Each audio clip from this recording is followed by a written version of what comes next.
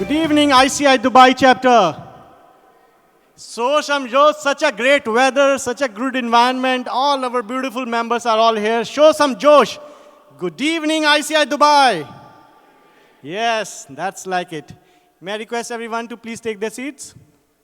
And I also request the ExCom to call upon the members outside to please join us in the room as we are going to start the session.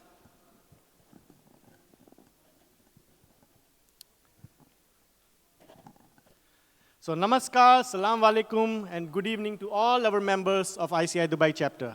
A warm welcome to all the dignitaries, elite speakers of the day, our chief guest, His Excellency Satish Kumar Sivanji, who's going to join us in a while, our keynote speaker of the day, Advocate C.A. Homi, Firoz Rainanaji, and distinguished speakers of the day, Mr. Doug Whittington, who is here with us, Mr. Saeed Anjum, who is going to join shortly, Ms. Fatima Almari, she's here with us, C.A. Dheeraj Relly, and Mr. Nikhil Singhal, and all my seniors and fellow members. Welcome to our session on Demystifying the Indian Union Budget 2025. Let me start by asking some questions from you. Okay, let me see how many of you remember all the budgets. Can somebody tell me how many union budgets have been announced for India since independence? Any guesses? Any number? Somebody said 80. 20. Louder. Louder shows confidence. 82. All right, you're very near, by the way. So the total number of budget that have been announced so far are 89, which includes our annual and interim budgets put together since independence. And I like to ask another question. Our Honorable Finance Minister, Ms. Nirmala Ji, how many budgets she has presented so far? Any number? 8. This is going to be the 8th number. So Chairman Saab is so sharp. That's how he has arranged such an awesome event for us.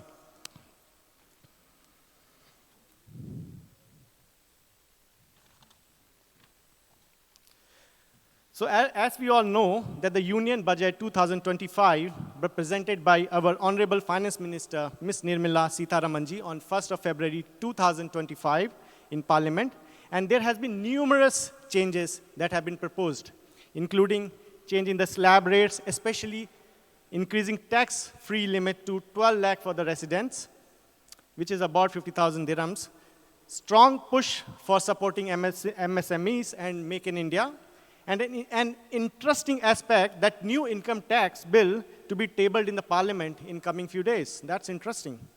And taxpayer allowed 2 self-occupied properties without conditions, and there are many more changes. While we continue to read here about the budget proposals, a lot of ifs and buts are arising at back of our minds. Budget in India reminds me of cricket.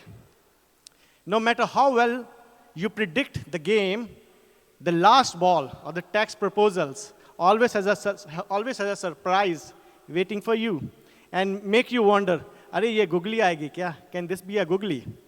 So this pretty much explains the relevance of today's session, where we have invited some of the best brains in the tax world to help us understand the various provisions that have proposed, especially the context attached to it, and how these tax proposals are impacting us as NRIs. So with that, I welcome you all once again to our session, Demystifying the Indian Union Budget 2025.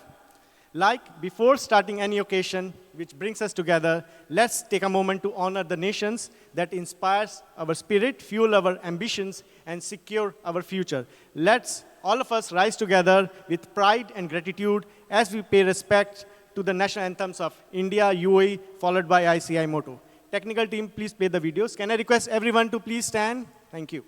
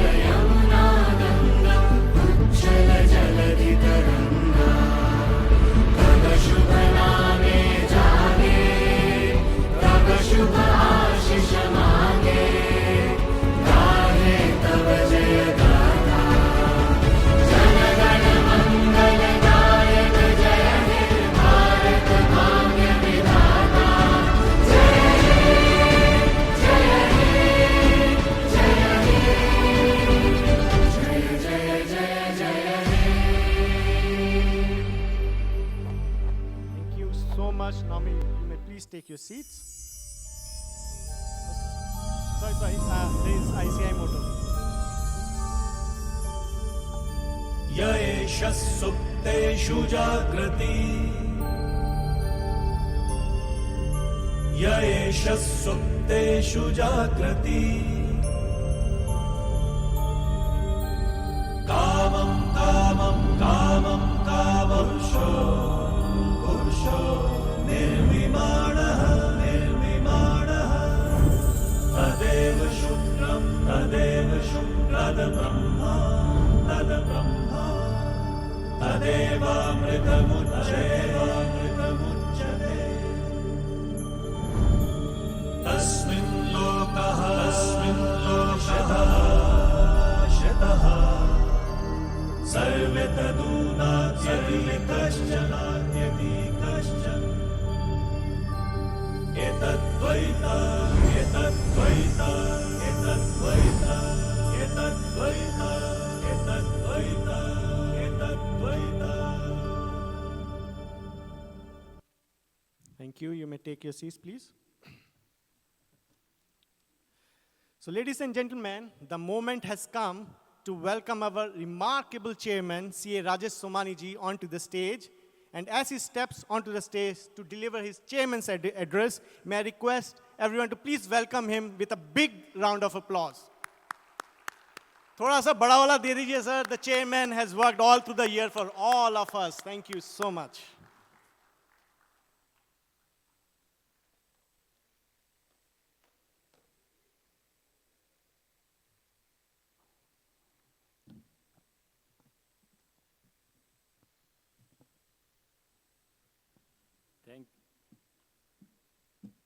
Thank you, Rishi, for energetic beginning of this event, as usual. A very good evening to all of you. Good evening.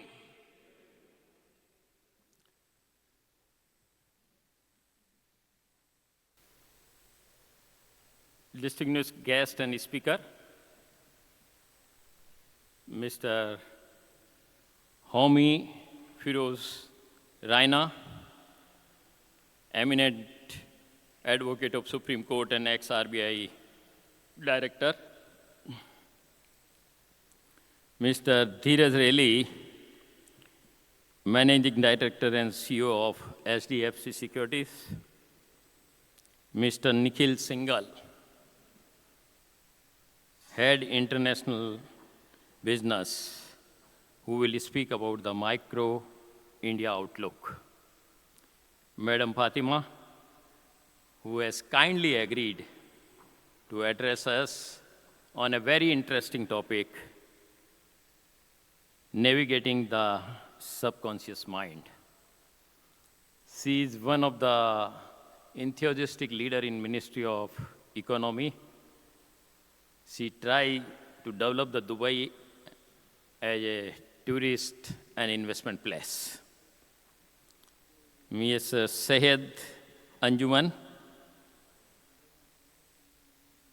and Mr. Doug Whittington, who will take away as a pathway how the chartered accountant can complete the ICA W. So, sir, welcome to all of you. I also welcome our chief guest, His Excellency Satish Kumar Sivan, who is expected after some time due to some engagement in other event. He will join soon. My ex-com colleague, ex-chairman, and senior member of profession. As you know, the Finance Minister of India, Madam Nirmala Sitharaman, has consecutively presented her 8th union budget. She is almost closer to the biggest record of 10 budget by late Morarji Desai. The most important part which I noticed in this 8 budget, There are different narrative or different headlines, which earlier not. I remember during my college time or even after CA, the headline of the budget used to cigarette महंगा, कपड़े सस्ते, polymers costly, petrol महंगा, like that these used to be the headline of the budget.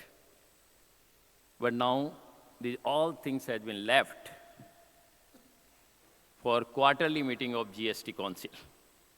So these are not part of annual budget exercise, which brings more focus and more importance to the direction of the economy.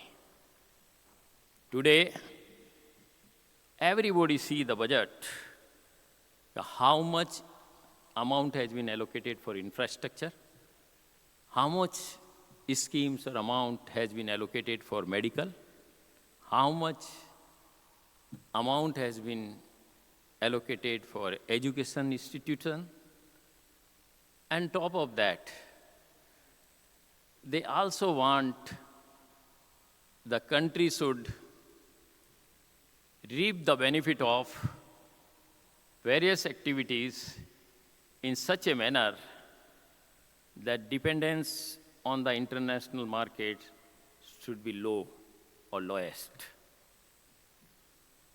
It is a really sea change in budget exercise, as I feel, or particularly this year. The number of actions, including raising the tax-free limit up to 12 lakh, has been taken with a far-reaching impact. You can imagine, out of 80 million taxpayer, I think more than 80% are taxpayer which has an income less than 12 lakh. On the face, it looks a very small action, but if you realize the importance of it, how much administrative cost will be taken away from the income tax department. And on the other side, the government has given more saving, more money in the hands of the middle class. They are also raising financial capability of farmers. And you can imagine when farmers or middle class start spending money in the Indian market, how much impact they will do on industry, on service, and on different sector of supply chain. So the budget has included various initiatives which can take care of the Indian economy without creating a fund, without creating a headline for the press or for the media. I think a serious exercise is done nowadays to make the Indian budget more economic centric and get the economic power in the hands of larger population. I personally feel this type of budgets definitely will take our country sooner or later the third level with 5 trillion economy.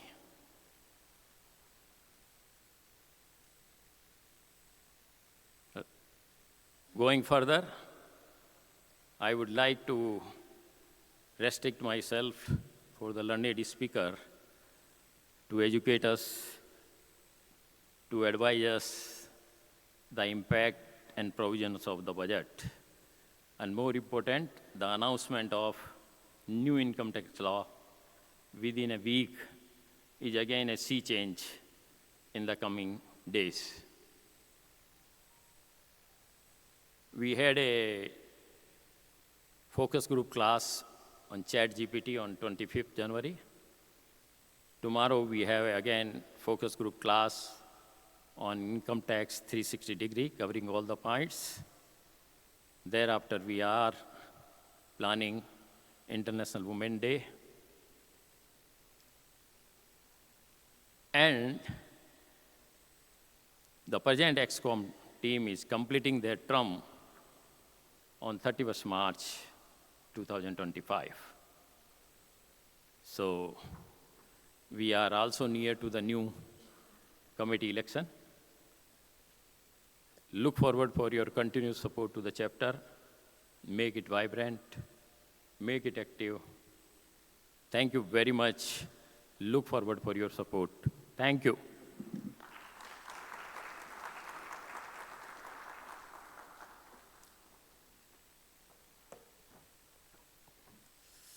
Let's give a big round of applause to our chairman. Come on at the back also. We are all together. Give it to him. He has put so much for us all through the year, and still the power continues. So while Councillor General, he will join us in a while, so we have to continue to the next speakers. So while we are on way to decoding the recently announced budget, it's equally important to recognize how the accountancy profession is globally connected through various international collaborations that ICAI has established. One such collaboration is the Pathway Program with ICAW, which strengthens professional mobility and knowledge sharing across borders. To give us a brief snapshot of this and share more valuable insights, we have among us Mr. Doug Whittington, Senior Global Business Development Manager of ICAW. Let me read a brief profile of him. Mr. Doug has over 10 years of experience growing the international activities of professional accountancy organizations through business development, global partnerships, and relationship building. Mr. Doug has worked across both business and education, supporting membership growth and partnership in the UK, Africa, the Middle East, and South Asia.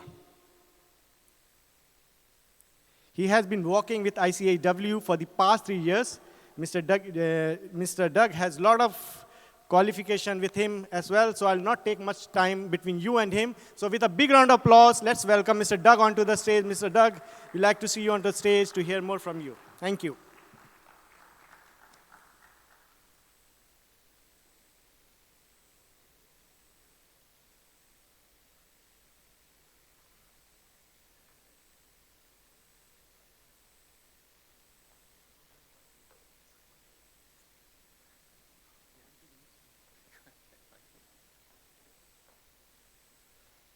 Okay, good evening, everyone. And slightly off the topic from the Indian budget, I'm here to kick off proceedings to discuss our great collaboration and partnership between ICAI and ICAW. I'd like to start, though, by thanking the chairman and all the ExCom members of the ICAI chapter here for inviting me to speak. And I have been to Dubai numerous times. I'm based in London in the UK, and I always enjoy my interactions with, I can see Pradeep there, and others who I know from the ICAI family. So without further ado, I'd like to start off by just giving a brief introduction to ICAW. So ICAW has been in existence for nearly 150 years. And as the name indicates, the Institute of Chartered Accountants in England and Wales, we were founded back in 1880 as part of a collective of chartered accountants across England and Wales. So they came together to form ICAW. And whilst the name indicates England and Wales, of course, we have grown considerably since then, and we now have offices in 10 countries across the globe, and we have an office here in Dubai, and we have 8 members of staff who are based in that office, including my colleague Samantha, who is joining me here this evening. So in terms of the numbers, so we can't claim to have as many members as course as ICAI, but we have about 1,200 ICAW members across the region, the vast majority of those being based in the UAE. We also have students who are training to become members of ICAW, and we have a range of partnerships with various employers and other stakeholders across the region. We also put on, we like to think, some important, interesting and collaborative networking events, technical events, and so on. So much as you lay on brilliant events like you have this evening, ICAW, of course, looks to bring together its members and bring them together for, it could be an iftar, or bringing our young members together, or coming together, as I say, for networking. And many of those members are joint members between ICAW and ICAI. And it was good to see Nimish on the way in this evening, who is one of those individuals, there we go, who is a proud member of both ICAI and also of ICAW. So if you have any pathways questions, it's over to you later, Nimish. Okay. So just to touch on some of the details of this route into ICAW for ICAI members. The main criteria being that you must have been a member of ICAI for a minimum of 5 years. And if you meet that criteria, and of course you're a member in good standing, then you can look to join ICAW through the Pathways route. Now, the Pathways route is, you will hear us talk often about the submission windows and that you need to make a submission for Pathways. Now, there are 3 of those windows throughout the year, so 3 opportunities to make a submission. But of course, like with everything, it's the hard work leading up to the submission window which is really important, and that window is just where you make your submission. So once you become a member of ICAW, you will, of course, be a full member with the ACA designatory letters after your name, and you will avail of all those member benefits which we can offer you, which I think will very nicely complement the network and the member benefits which you also have with ICAI. So why do people choose to do this route? You may be wondering, of course, perfectly reasonably, why would people want to join as a member of ICAW? Well, when we speak to people, and this is as a result of our conversations with our members and others who've taken an interest in Pathways, we see the same themes reoccurring. So people often view the global recognition which ICAW brings, the ACA designation, and actually, more importantly than that, the opportunity to continue to progress and add to your professional profile. So this is a key reason why people want to become joint members of ICAI and ICAW. Of course, that opens up opportunities for your career, relocation across borders, different jobs, and so on. And as I've mentioned already, it's actually people, and Nimish, I think, was explaining this very well to me earlier, it's quite nice having multiple networks, as you do, of course, your professional network within your firm or company, your ICAI network, and you could also join ICAW and have an ICAW network to tap into as well. We have a wealth of member benefits, but we won't go over those this evening. We don't have time, but I'd really encourage you to go and explore those member benefits, and I hope that you would find value in those member benefits, but we're, of course, Sam and I and other colleagues are always on hand to be able to explain any of those to you and explain some of the benefit you'll derive from becoming a member of ICAW alongside ICAI. So just very briefly, I'd like to cover off the practicalities, the top-level practicalities of how you can go about embarking on this journey to become a member of ICAW through the Pathways route. Now, essentially, there are 4 requirements, and as it's just a brief introduction session this evening, I'd be more than happy, of course, at a later time to go through these in more detail with you. So for anyone who's interested, I'd be more than happy to support you on that journey. But essentially, those requirements are registering with ICAW, That's free to do, and it doesn't commit you, don't worry. But you need to get registered in order to be a candidate for Pathways. Now, once you've done that, you would need to go through a couple of administrative tasks, which are essentially gaining a letter of good standing from ICAI. You will need that as part of your submission, okay, when you come to submit your documents, because that tells us that you're a member in good standing, and as I said at the beginning, that you've been a member for more than 5 years, which is the main eligibility criteria. Now, alongside that letter of good standing from ICAI, which will be very easy to come by, they're very used to obviously releasing these letters, you will need to gain the support of a sponsor for your Pathways submission. Now, a sponsor needs to know you professionally, so you could probably pick any number of people in the room this evening, I'm sure. And the sponsor needs to be qualified. So again, that's not an issue here this evening either. It can be someone from the chapter here, or it could be someone you work with. And actually, they don't even need to be from the same professional body as you. So once you've found that sponsor who's going to support you with your Pathways submission, you will need to get them to also get a letter of good standing to support your submission. And they will need to fill in a short form stating they're willing to support you. So it's not too onerous for the sponsor. I don't want you to worry about that. And if you have 2 people who want to go and do Pathways, they can sponsor each other, and then that makes it really straightforward. Now, the last part of the requirements for Pathways are that you do have to do an examination of experience. Now, you'll be pleased to hear that this is not an invigilated exam. It's an exam you do in your own time, in your own home, and you can spend days or weeks perfecting and improving your answers so that when the time comes to submit at that submission window, you're really happy with your total submission. And that examination of experience comprises 5 questions. Each of those questions is aligned to a skill or attribute we would expect from our members. And you answer those questions and display those skills by using specific examples from your own work experience, your own recent work experience. So if, for example, one of the questions asks you to display the skill of giving advice professionally, you would look back through your recent work experience and you would pick the best example you can think of where you gave advice.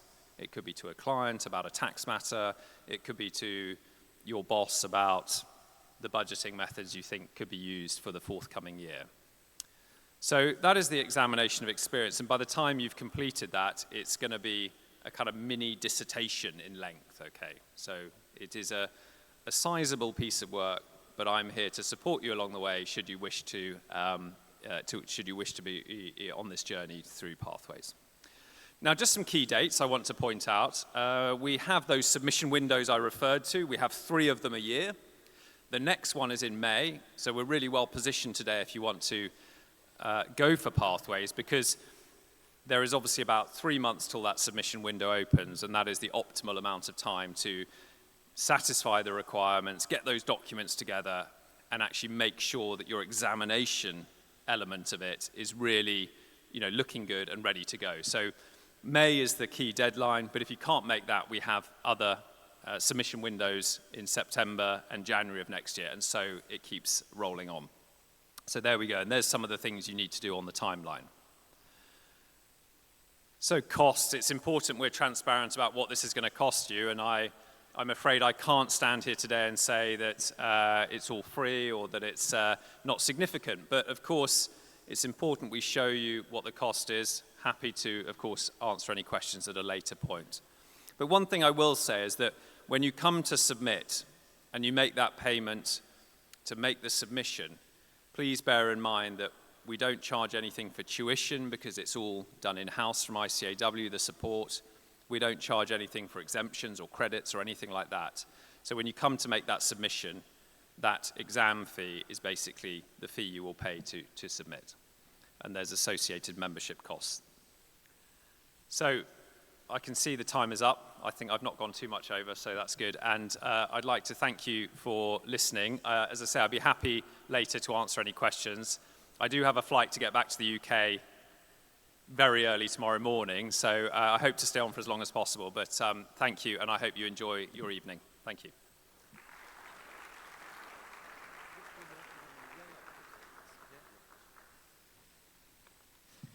Thank you so much, Mr. Doug. Let's give him a big round of applause, everyone. And this pathway, trust me, I've been thinking about it for a long time now. The May 2025 is in my mind, so I'll not forget that. Thank you very much. So now I'd like to request our chairman, Ms. Samantha, the chairman of ICAW Dubai chapter. So please, if you can join on the stage along with me. And Dinesh Kothariji, please, if you can also join on the stage to present a memento of all of us as members to Mr. Doug for taking us through this very easy process of pathways. Thank you.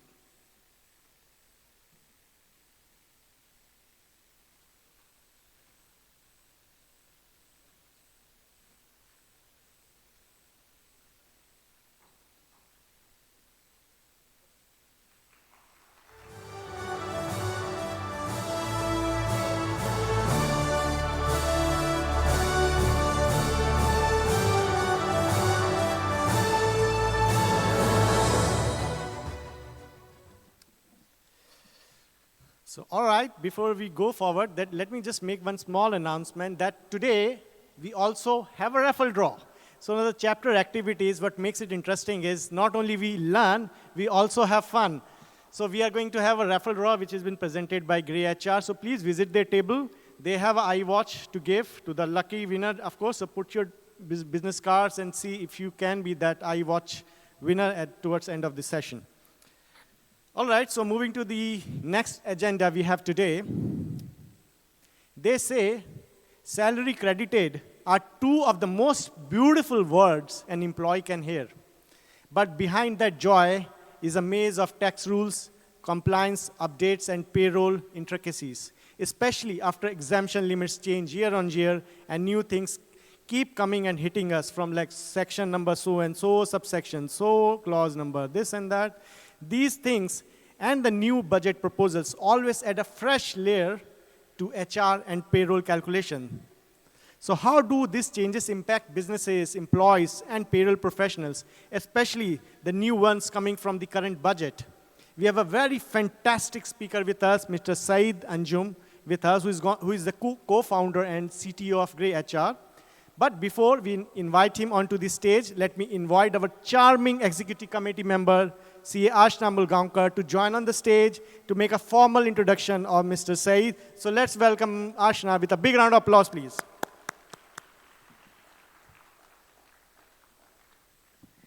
Good evening. Good evening. Finally, it's that time of the year where budgets are around. If I have to describe this Nirmala Sitharaman 2025 budget, I would say it's like a master chef's special recipe, blending with spices of growth, employment, social welfare to serve a dish of economic prosperity with a side dish of fiscal prudence. Finally, after the budget, what do we actually look into it? Have we saved something from our net? And from this net, what can we afford? A small coffee, an overnight stay, or a staycation? That is what everyone is come here to find out. What is the saving from this budget? Isn't it? And this budget has stolen everyone's attention. It is called a middle-class, friendly budget. But finally, employment matters. And today, we have amongst us Mr. Saeed Anjum. He's the co-founder and chief technology officer of Greytip Software. He leads the research and development, innovation lab, and product development initiatives. As a passionate techno-marketing professional, he's established his company as a thought leader in the HR domain.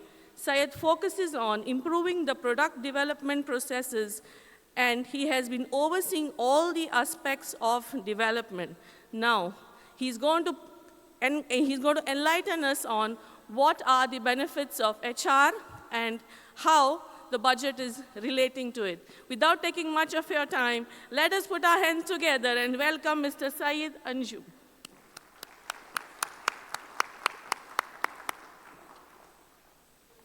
Hi, good evening. It's nice to see all of you here, and it's a privilege to be amongst such a distinguished and accomplished group of experts. Look forward to hearing a lot from all the rest of the speakers that are there throughout the evening. So I'm Saeed, CTO of Great HR, a company focused on providing cutting-edge HR and payroll software solutions for companies of all sizes. So we currently serve 30,000 customers in India, Southeast Asia, and Middle East, of course. So I think the budget session was action-packed, and there is a lot to unpack and a lot to uncode. And I'll just focus on one part of it, which is how it impacts from the HR side of things. So if you, I think it was just mentioned that Sitaraman actually cooked, but that reminded me of something that as a parent I have, it has gotten imprinted on me, which is that, if you have, as a parent, if you have kids at home, you're most likely to have seen this TV series called Just Add Magic. It's a series where there are 3 friends, and they have access to a magical cookbook. And as and when some challenges and problems come, they go through the book and pull out a magic recipe, and then that recipe helps them solve some real-world problems in a very delightful manner. So the reason why this came up to my mind is that even the Ministry of Finance, once the entire budget preparation exercise is over and they're ready to now launch or ship the budget, they have this halwa ceremony. Okay, and this halwa ceremony is not just a basic halwa ceremony. What I feel is that even our finance minister has a magic cookbook out of which, depending on the year and what are the current challenges, she can pull out a magic recipe and hope that the problems get solved. So this year, amongst a lot of other recipes, I think 2 recipes could stand out. One is the Vikas Riddhi Halwa, okay, to boost the GDP and try and inject a lot of action into the economy, a lot of consumption to be driven. And the other one was Atmanirbhar Achar, which is a recipe for supporting local businesses and driving local economy and also exports. So I think that's what the whole budget has been. The other aspect of the budget, if you look, is that it has been presented or promoted as a people-friendly or people-oriented budget. In fact, the finance minister quoted the Telugu poet, I think it was Deshmante Manushaloy, which roughly translates to the country is not all about its geography or various physical attributes. It's mostly about its people and what's going on in the lives of those people. And true to that, what we really saw was a very major announcement related to the tax slab changes and a big boost for the middle class. They are now going to save substantially. In fact, one of the things is a huge amount of tax base is now reduced. Almost 80% of the erstwhile taxpayers will not have to file taxes or file nil taxes. But still, according to the ex-CEA, Mr. K.V. Subramaniam, this is going to be really good for the economy. According to his calculations, it should at least promote 10% of additional consumption overall in the GDP, in the economy, and the GDP itself should see an additional bump over and above whatever it does every year, with almost another 2% bump. That's what his rough estimates are, and that's really good for the economy, because the thing about these things is that it has a multiplier effect. It's not just money in the hands of the middle class who will go and spend most of it, but it's also about the circulation within the economy, and it can easily be a 5x of whatever 1 lakh crore that has been released into the economy. I'm just mindful of the time also. I'm just trying to stick to my time. So now coming back to HR and payroll, how does this matter, and what is it that is?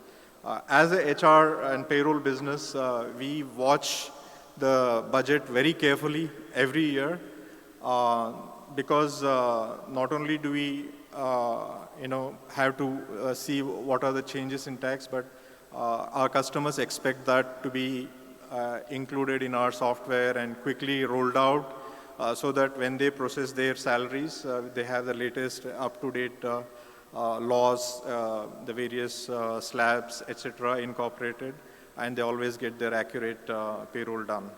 So when we are looking at it, what we see is that this year, there are a lot of things to look forward to for both the employees as well as the employers. From the employee side, usually, I think it was mentioned again at the beginning of the session, salary paid is something that is a very joyful and happy message to receive on your phone or whenever the salary gets credited. But there is also one more joy that employees experience usually once a year. That is when it is increment season and their salaries get revised, and for having seen the same payslip for many months on a string, then suddenly you notice that, okay, now my salary has moved up. That's something that people look forward to, and it's a joy. Fortunately for them, this year they may see that twice, because because of the lower deductions and lesser salary, they have more take home, and this thing might happen twice this year instead of just being once a year kind of a phenomenon. As far as employers, again, it makes their life easier, because there is a lot of expectation every year from employers that they need to go and ensure that the employees are being rewarded and compensated, and the increments need to be done. With this additional boost, I think even the employee morale and the overall motivation levels are going to go up. So there is something that employers also can be happy about. And maybe to some extent it may also reduce their pressure, because now there is already more money, more take-home salaries for the employees. Finally, I think the tax portion, particularly the tax slab adjustments, is a smaller part of the whole story. I think because of the elections, it got delayed, or because it didn't, it is a lot more bigger thing to do. The direct tax code, which is the bigger thing in the room, the elephant in the room, so to speak, I think that is what all of us are looking forward to, and that's going to have a huge impact over and above this 1 year, 2 year impact that might come from the salary, the tax slabs changes as such. Because the DTC is a very important legislation. It's been in the works for quite some time now, and it promises to really rehaul or overhaul the entire direct tax code. It's vastly simplifying the things. It's eliminating a lot of outdated clauses and provisions and things. It's simplifying the language. But also there are a lot of critical things, like there is a lot of doubt in the minds about the taxation, not the taxation, the capital gains, what's going to happen to that. Definitely the residency rules are changing, the various confusion you have. I think there is a simplification of the residency rules and the way in which somebody is a resident or not resident, how that's going to be judged. And finally, there's also a broad basing of what's going to happen in terms of auditing of firms and this thing. Earlier, I think only the CA community was involved. I think there is a proposal also to broad base that. All said and done, there is a huge thing to look forward to from the DTC. In fact, I would say along with the DTC, there is also this code of wages and the code of social security and all the new codes that have been in the works. And I think very soon they will all start getting operational. And it's time for all of us, the CA community and also HR tech providers like us, to start incorporating that in our practice. And it's going to be a busy time, and I think it's exciting times that we look forward to. I think my time's up. There's a lot more to say. But what I would like to conclude with is I thank you all for an opportunity to speak to you. I enjoyed it. I hope you did too. And I look forward to catching up with all of you throughout the evening. Thank you.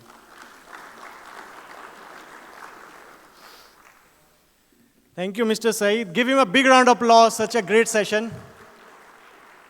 I think the peak one is, the one is another joy is the increment letter. That was beautiful, actually. So thank you very much for sharing about Grey HR and about the HR, all the aspects relating to it. So with that, I'd like to request our chairman to please join on the stage. Chairman Saab is here. And Ashna, are you there to join? And Katawala sir, please, if you can also join the stage to present a memento to Mr. Saeed Ajum on behalf of all of us as members. Thank you.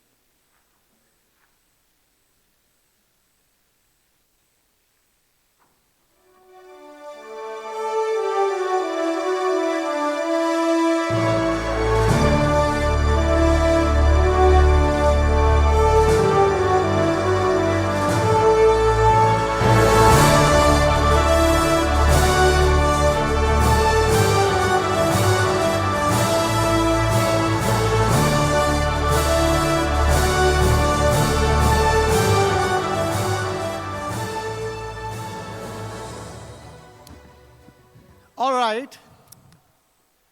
Raise your hands if your mind is already juggling tax exemption, deduction, and budget updates. How many? Only 2-3 hands. Rest are all still easy, waiting for Sierra Nana ji to really show us the budget. Any more hands thinking about the exemptions and the limits? There are few hands. Well, don't worry, you're not alone. So far, we have just brushed through the budget. But the real deep dive is coming next. But before we overload our minds with more numbers and policies, let's take a quick breather. Imagine this. You walk into a room, but you forget why. Or you keep your phone in your hand and still search for it. Sound familiar? That's the subconscious mind at work, doing things in the background while we focus on something else. But what if we could understand it better and use it to our advantage? So before we get back to hardcore budget analysis, let's tap into our mind which influences the decisions and the focus which we need to have. We are privileged to have the presence of Ms.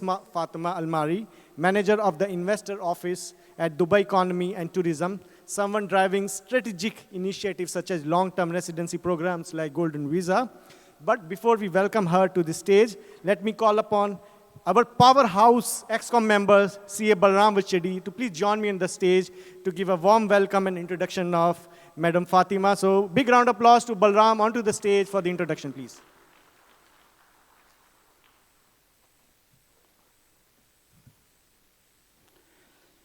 We do not just meet global standards, rather we set them. I read this somewhere, but I feel that it is perfectly apt to our leadership of the Dubai government. Ladies and gentlemen, it is my absolute pleasure to introduce our next distinguished speaker, Ms. Fatma Almari. As the manager of the investor office at Dubai Economy and Tourism, Ms. Fatma plays a pivotal role in shaping Dubai's economic landscape by spearheading strategic initiatives such as the long-term residency program. Her work is instrumental in fostering economic growth, attracting global talent, and ensuring Dubai remains a top destination for investors. Beyond her corporate expertise, Ms. Fatma is also a certified NLP master practitioner, coach, and hypnotherapist. Her deep understanding of the subconscious mind and human potential allows her to drive transformation not only in the organizations, but also in individuals. She is the founder of Bold Blue Management, where she coaches professionals to unlock their full potential and achieve their aspirations. She is a finance graduate and a rank holder from Jayad University. Today, she will take us through an insightful journey of the power of the subconscious mind, a topic that influences not just our personal lives, but also our decision-making and success in business. Ladies and gentlemen, please join me in welcoming Ms. Fatma Almari.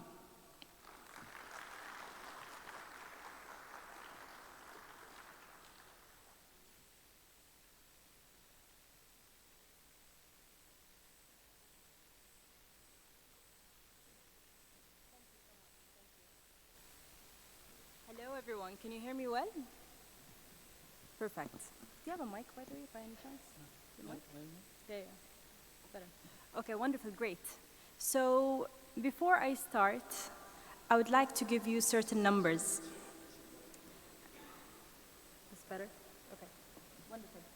Can you hear me now? Okay, great.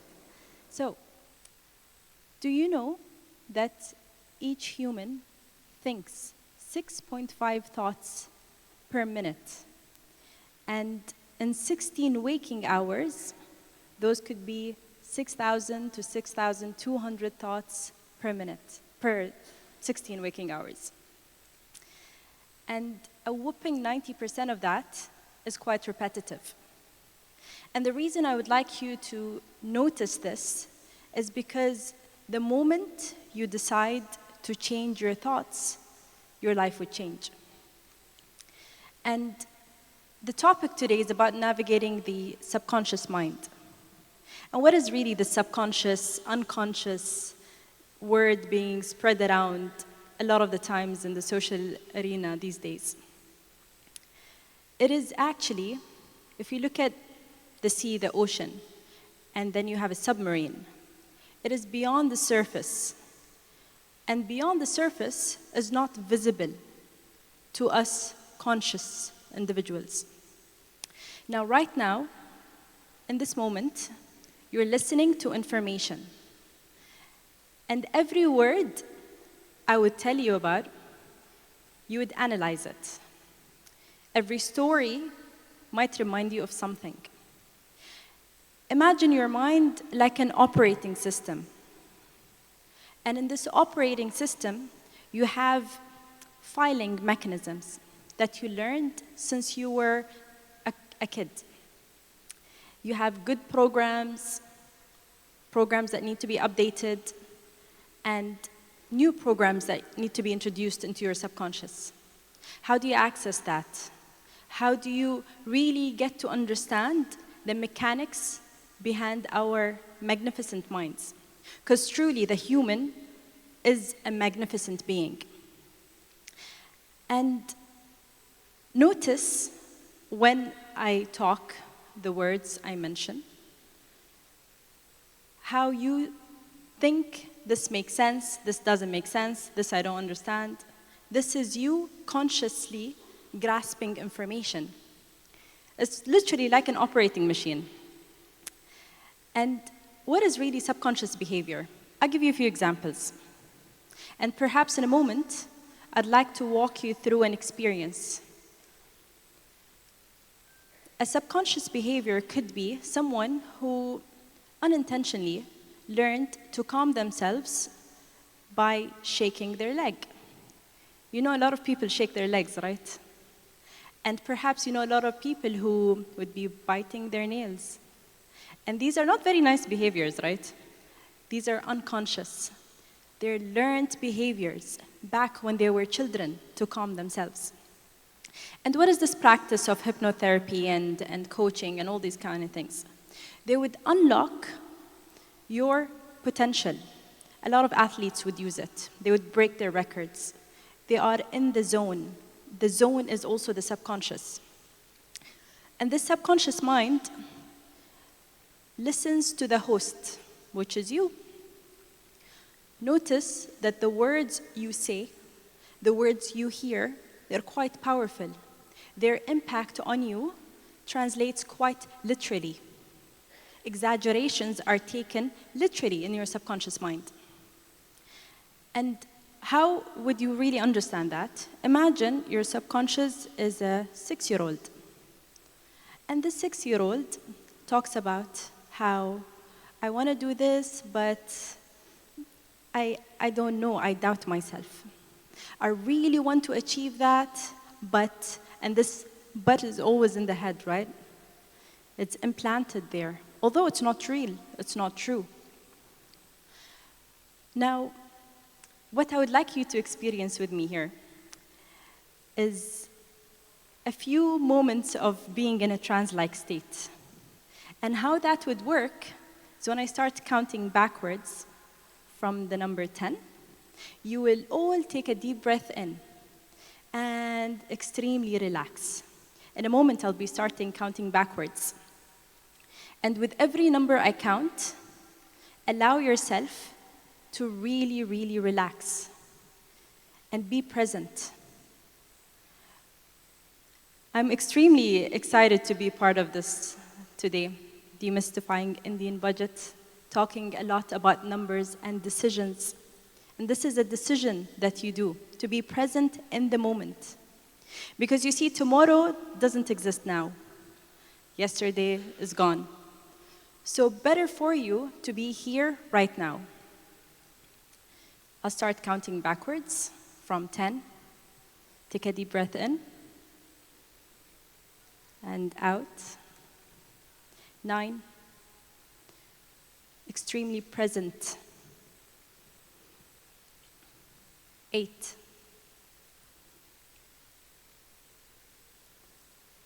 7. Really, really present here. Notice how your feet is planted in this carpet. 6. Extremely present. You decide what your thoughts are. 5. 4. Extremely present. Take a deep breath in and out. 3, 2, 1. You have to realize that your thoughts can be decided by you. And how the subconscious really operates is by listening to you. Would you like to show up as your best self? How would that best self show up as? What would that best version of you be wearing or be thinking? In what demeanor would he or she be present? Really decide that, because when you do, you definitely will reach your goals, no matter what they are. And realize that you hold the key to that. It's literally within your words and what you focus attention on.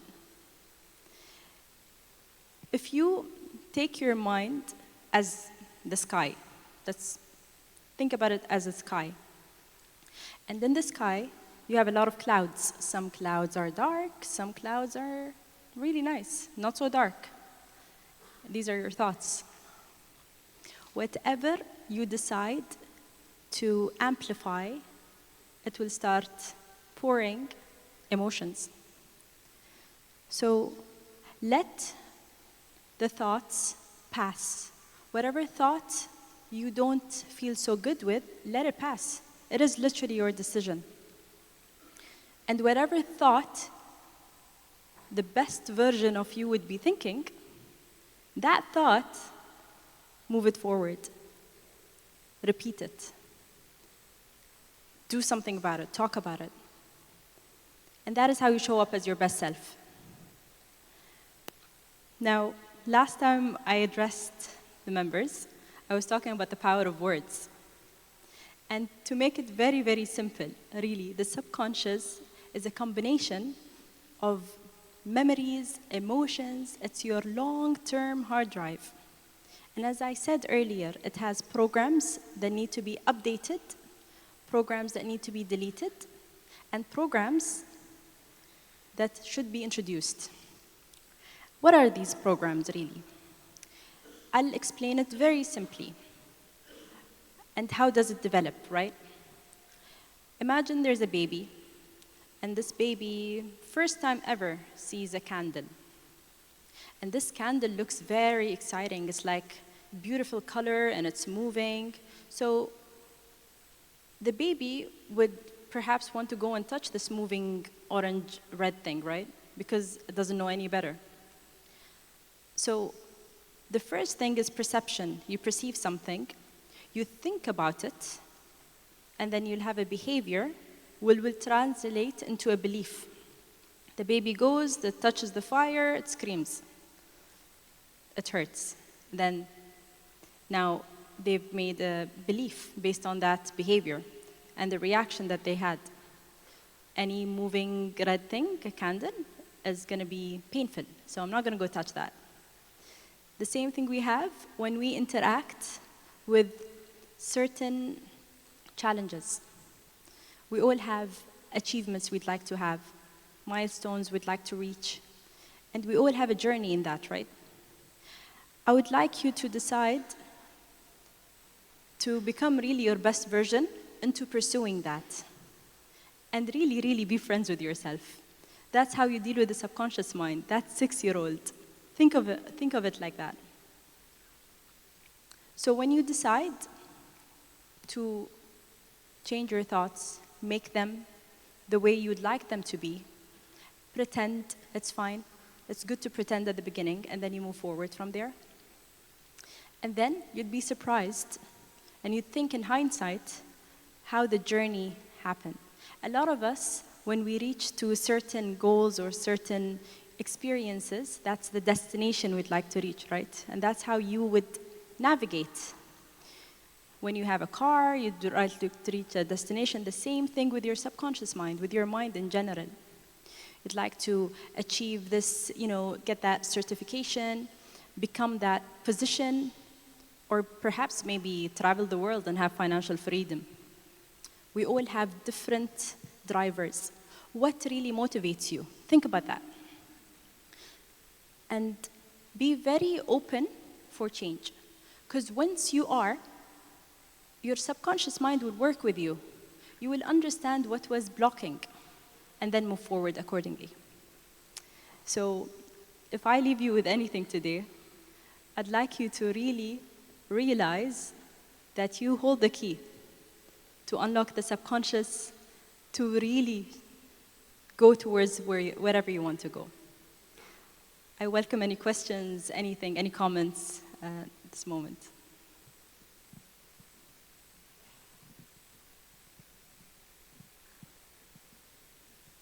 No questions? Okay, great. Oh, okay.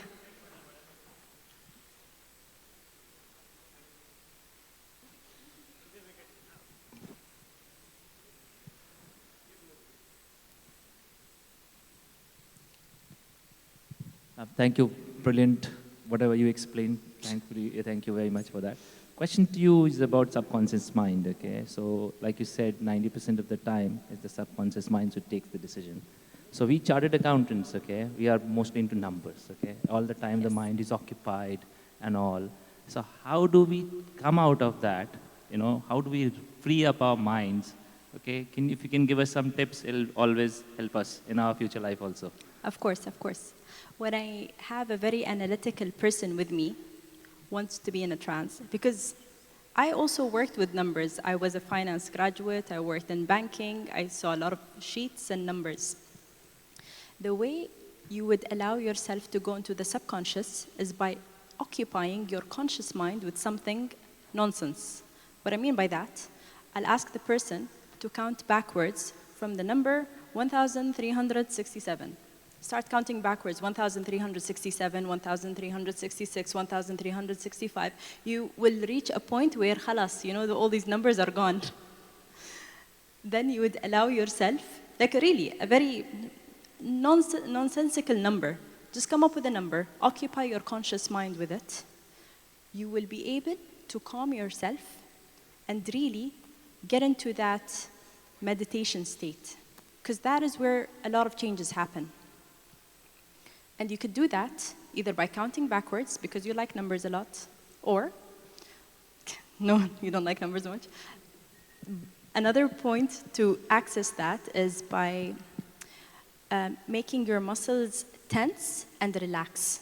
But which muscles? You start from your feet. You put your mind on your feet, literally, like you become extra present.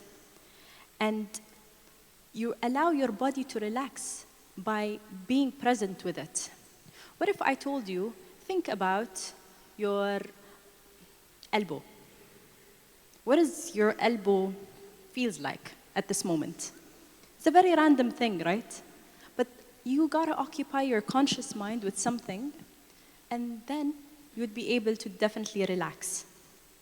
And there is a lot of, relaxing music that can help you with that if you're just on YouTube and you do that. But also the counting helps a lot. Yes. Any other questions? One more question, one question here. Hi, thanks for the, can you hear me? Yes, yes. So my question is, how do we deal with ambiguity while making decisions? Sometimes it happens that we overanalyze and we tend to, it says that overanalysis leads to paralysis. And it often happens with me particularly that while evaluating stuff for decision making, we have multiple things to analyze. And we have multiple options and I cannot decide. And it's always said that making a bad decision is better than making no decision. And exactly, so no decision is a decision, by the way. And I'm sure you know this, you've experienced this. Making scenarios and analyzing the benefits, the advantages, and the disadvantages. That is a very important tool, but you gotta put everything on paper. So imagine your mind is thinking, as I said, 6.5 thoughts per minute. And maybe you guys think more than that. I'm sure you guys more than those thoughts per minute. So how will you be able to face them and decide? Get into the habit of writing everything. Write everything, everything. Even if it doesn't make sense to you, just put it down. Literally, just put everything in your head in the paper. And when you look at it, you look at the paper, you're like, okay, this makes sense, this doesn't make sense. What exactly do I want to do? What is holding me back? Is it fear? Is it fear of success? Is it, what is it exactly? What if it happens? How would I feel? What if it doesn't happen? How would I feel? All of these things are not real because they're in your head. A lot of the times, when an individual is thinking a thought, they're not being present in this moment. You can only make your decisions right now, not tomorrow. Forget about yesterday, it's gone. Only in this moment you can make a decision. And what if you make a decision and it turns out the worst thing ever? Be okay with that. That's how you're gonna pass it. And what if you make that decision and it's the best thing ever? How would you know? Just go ahead. That's how you did it before. That's how you did it before, and now a lot of interesting news are coming up. A lot of budgets being announced, right? A lot of numbers, news, so many things. Are we gonna let those external topics influence our daily lives? In certain aspects, yes, but not in all aspects. Because internally, you have more power over your decisions, your thoughts, and where you go forward. There's always going to be a war. There's always going to be economic downturns and upturns. You have a vision, you got to reach there. And this is what we're doing here, right? Look at all the past years of how this beautiful city proved itself to be the best city in the world and continues to be that, regardless of what's being said. We have a vision, we move forward, and that's what you got to do for yourself. I hope I answered that. I have another question. Hi, ma'am. I have one more question.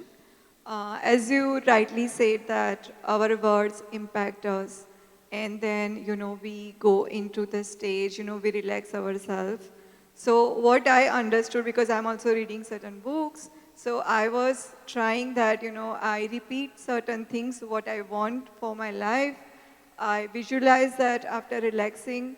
But what I don't understand is how do I, feel that, this, because I can't see that's happening, I can't. So how much generally it takes time, or how much, you feel that your subconscious beliefs are changed. How do I know? Understood, okay. The first thing you said in your question, I am trying to do X, Y, and Z. Trying is not really doing.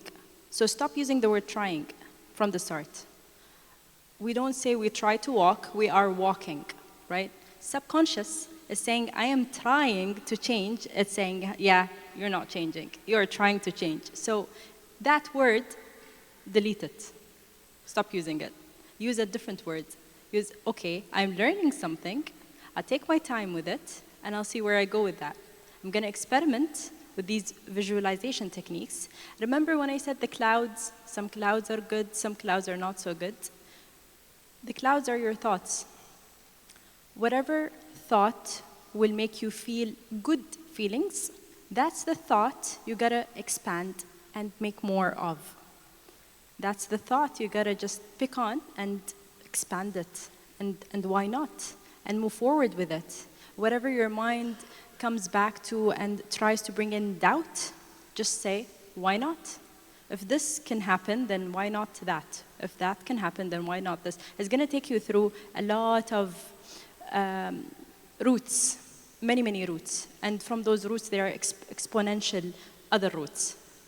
And when you allow yourself to experiment with that and have fun, instead of knowing how long will it take till, what if it happens today, tomorrow, who knows, right? Just be okay with things moving the way they are and you working with yourself to become the best version of yourself. Okay, thank you so much.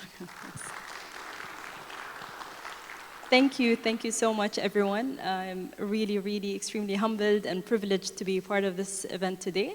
And I hope to come, inshallah, next time with different topics. Please, we have a moment.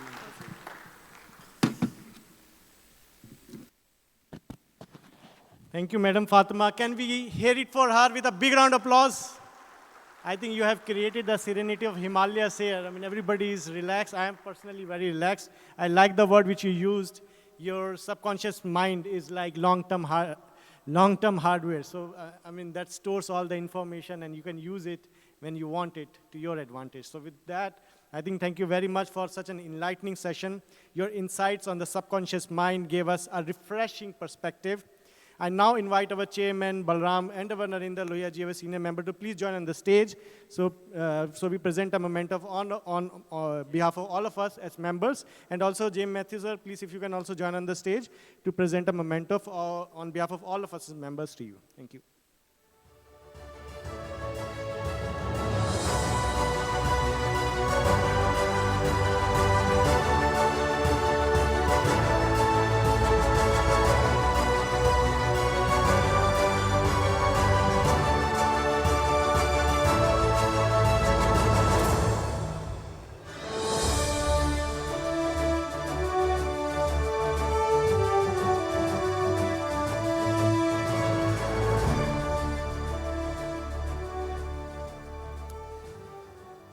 All right, let's do a quick poll.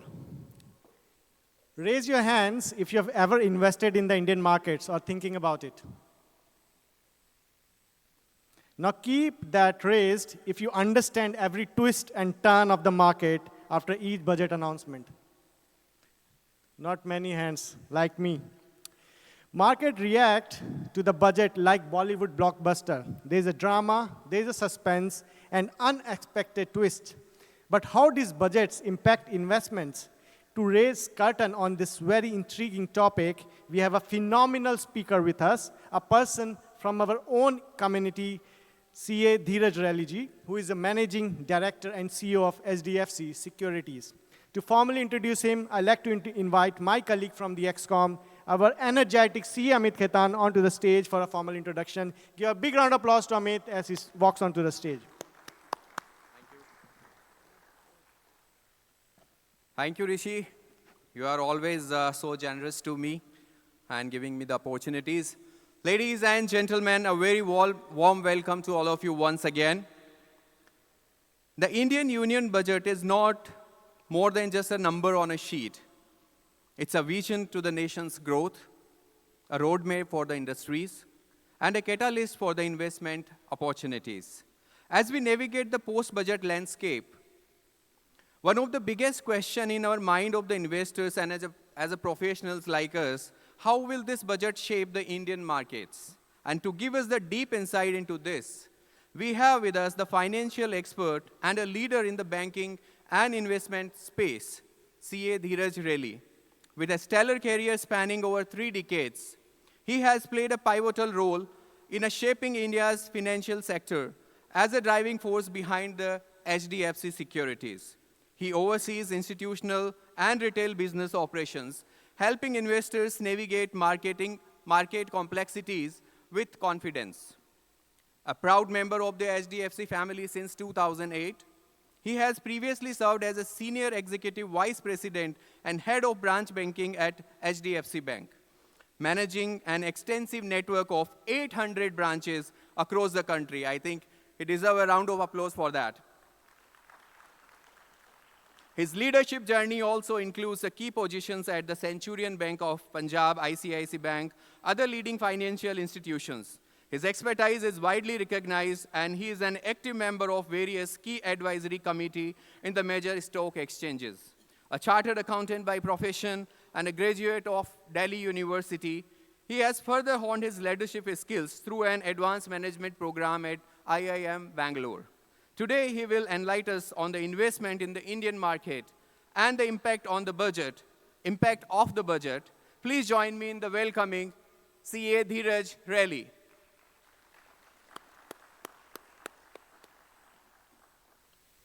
Good evening, one and all. Thank you for having me here. And thank you, Fatima, for doing a wonderful job.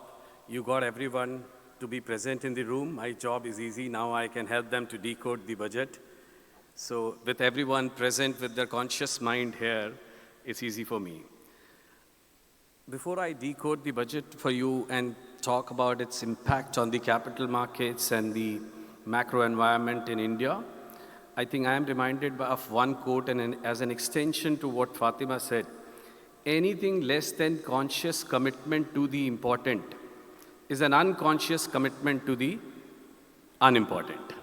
So unless until you consciously focus on what is important to you, subconsciously you distract to the unimportant things. Yeah? So I think our Nirmala Sitharaman, our finance minister, did an amazing job by presenting her 8th consecutive budget this year. And in her 75-minute speech, her experience, her grip on Indian economy, the financial ecosystem was absolutely manifested. And she nailed the biggest problem we were facing in India, that's something slowdown in consumption. Consumption has been a secular theme for India. In fact, the capex theme is coming and going, but consumption has been a secular theme. So we've had a slowdown in GDP growth in Q2 of financial year 2025, and that's when, in her presentation to budget, she put a major thrust on boosting consumption. So her policy focus was to ensure that leaving more money in the hands of taxpayers so that it can boost the consumption. So she did a relaxation in the taxation, which led to almost 1 lakh more money in the hands of taxpayers, almost impacting 18 million taxpayers. As Mr. Syed said, that this money would be leading to a velocity. He said 5 times.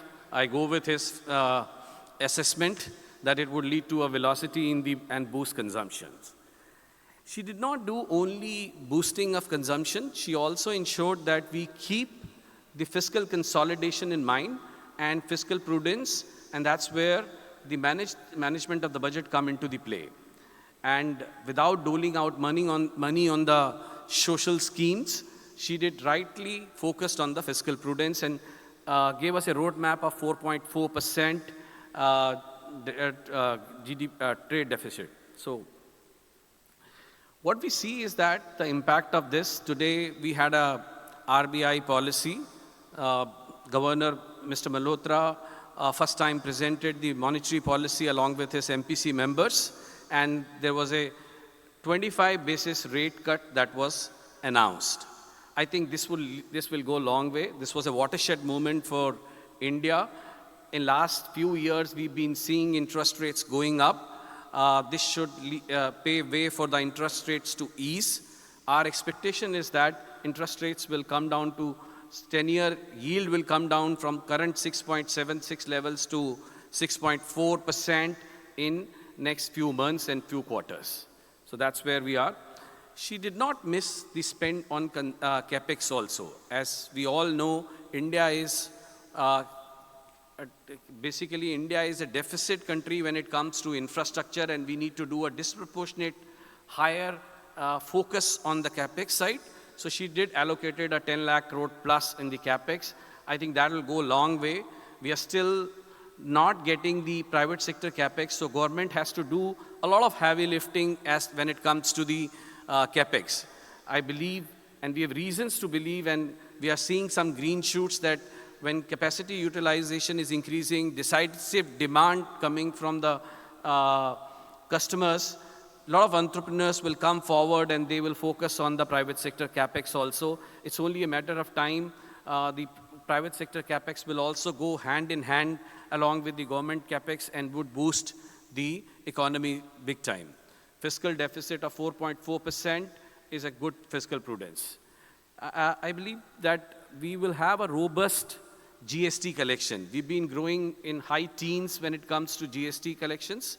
Similarly, we've been growing in the high teens in the direct taxes collection also.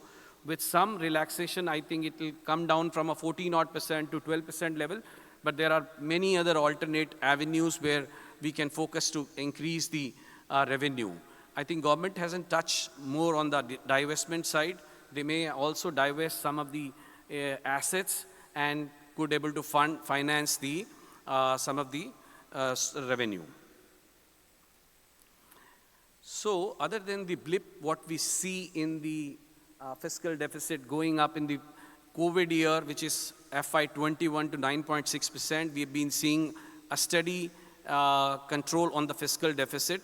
I think all FPIs, foreign portfolio investors, look at this as a very closely, and they'll be happy to see a glide path of 4.4%. And current year also fiscal deficit was revised to 4.8% from 4.9%, so 10 basis point lesser than the expected number. When it comes to GDP growth, I think we've been growing at 6.5% plus minus, and if I add 4% inflation, comfortably we've been growing in double digits, and we have strong belief that we will continue to hit the double-digit market when it comes to GDP growth. With this consumption boost, we will see this going up only. We are seeing disproportionate higher focus of the government to spend in the rural areas. We want to be more inclusive in our growth, and that's where you are seeing the more and more rural spend increasing. That's get exhibited in the graphs I have presented in this slide. Also, you will see that the expenditure on Pradhan Mantri Awas Yojana, I think it's very critical to give shelter to all the residents, and that's where government have been focusing disproportionate higher energy. And it is very important because it is also a quite employment intensive project also. So to that extent, it is more inclusive. See, on macro parameters, we have inflation around 4%. I think we know how to navigate 4% plus minus inflation. RBI has a band of 4% plus minus 2%. We are always around 4% plus 1 or 2%. I think we can navigate that better. And 6.5% to 6.6% GDP growth is given with this consumption boost. We probably may exceed it by 20, 30 basis point also. Monetary policy, today we had a rate cut. I've covered that. Rupee as a currency has been depreciating against dollar, not against other currencies so much. But it's not the depreciation of the rupee, it's I think the appreciation of dollar, and dollar has been appreciating against all possible currencies. So depreciation of currencies when it pegs to the dollar is a given phenomenon.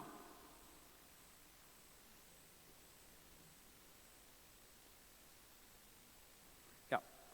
You all want to understand what are the trends in the macro environment, and that's where I am focusing a little bit through this slide. As I mentioned, in India, consumption has been a secular story. We have been seeing increase in the consumption in terms of volume growth, not so much, but more so in the premiumization. With more money in the hands of the taxpayers, it's very clear that this will go more to the discretionary spend, low-value discretionary spends like consumer durables, travel, tourism, areas around that. So we believe that this is one area which will remain as a focus area for next few years and probably the decade.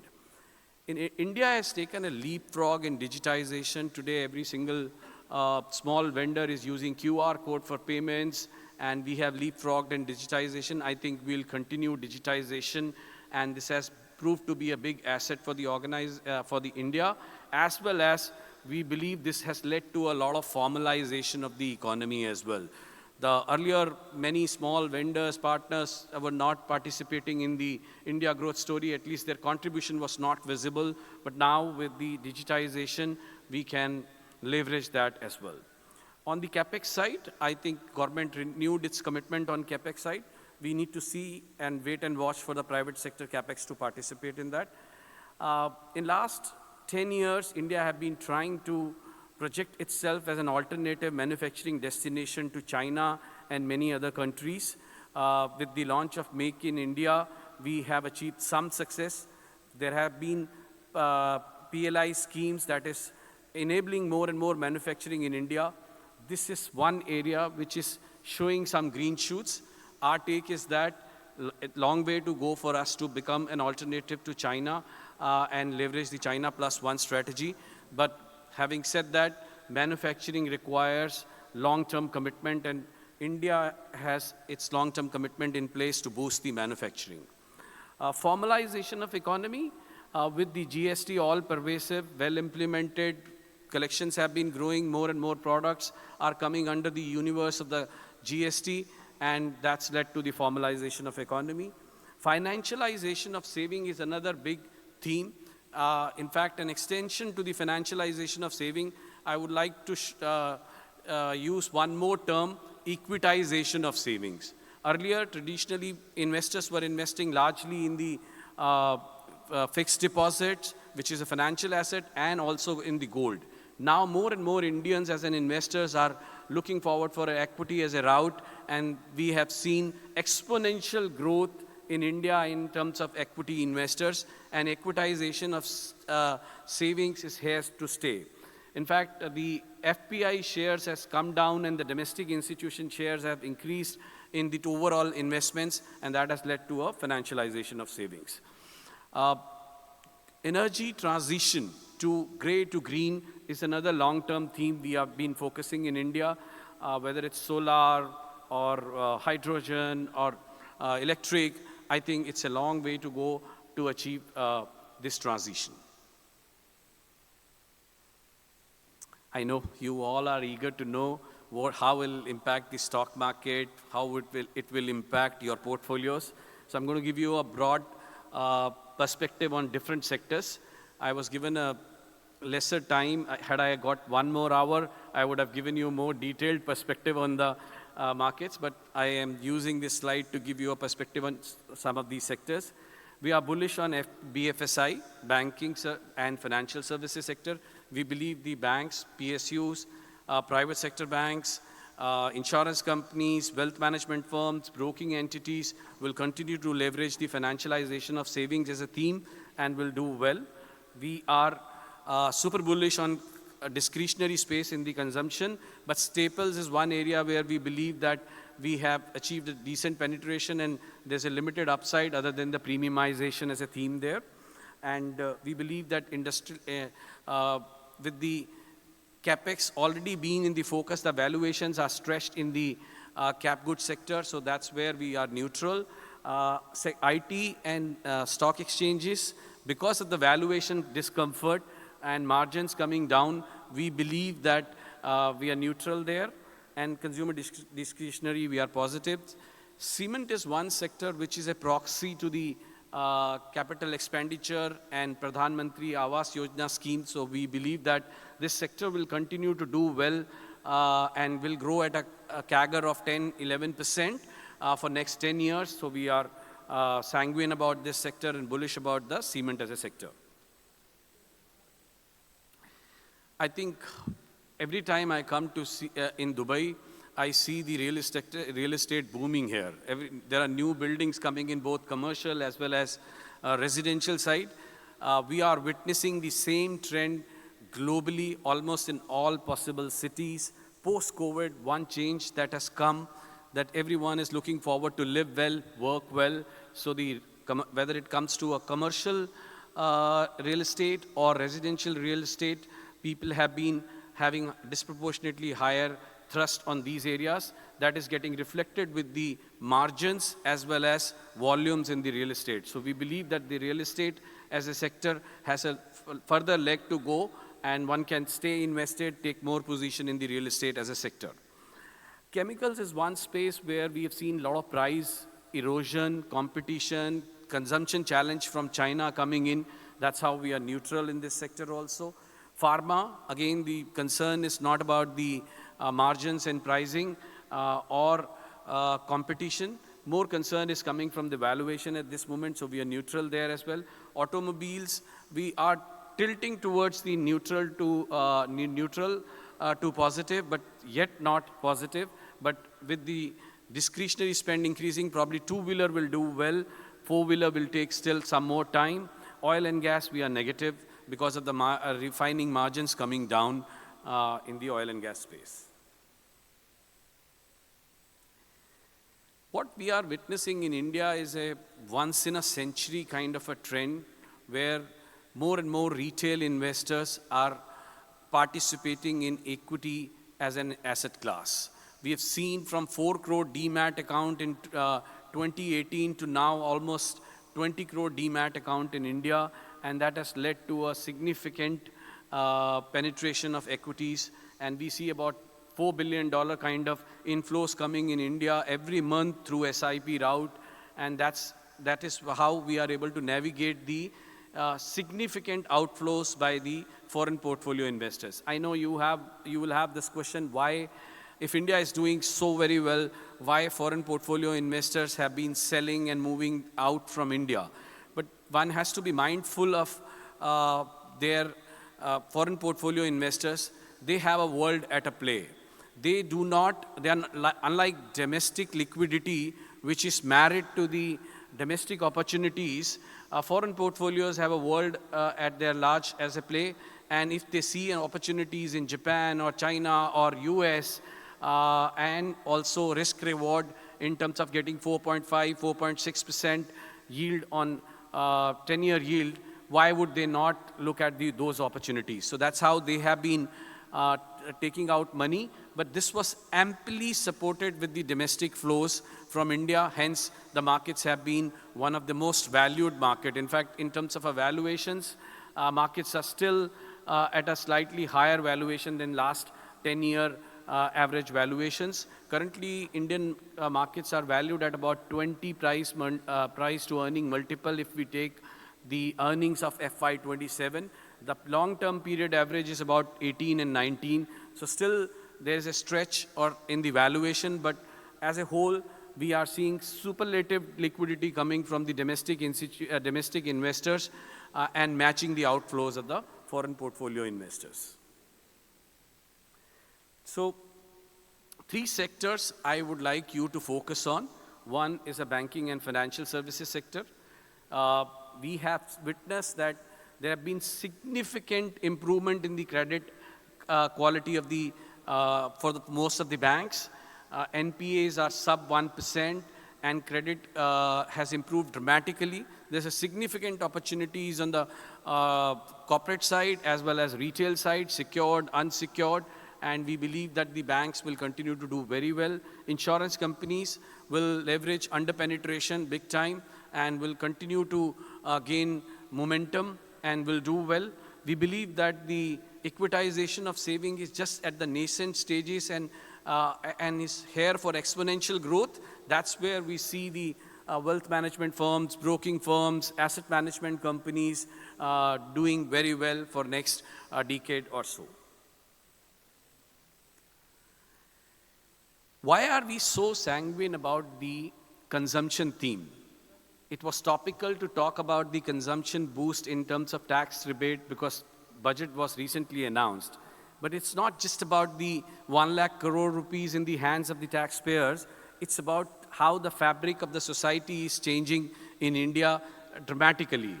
So the whole per capita income from 2000 to journey progressing towards the $10,000 in next 10, 12 years, we believe that the whole fabric is changing dramatically. Number of affluent customers, number of middle class customers, number of ultra HNIs have been growing exponentially. In last 10 years, we've seen many multiple growths, and we believe that this will continue. With the affluence increasing in India, we believe that the consumption will remain as a secular theme, and all consumption-related stocks, more so in the discretionary space, will continue to do well. Another piece which is close to our heart and we have a great focus is an energy transition theme.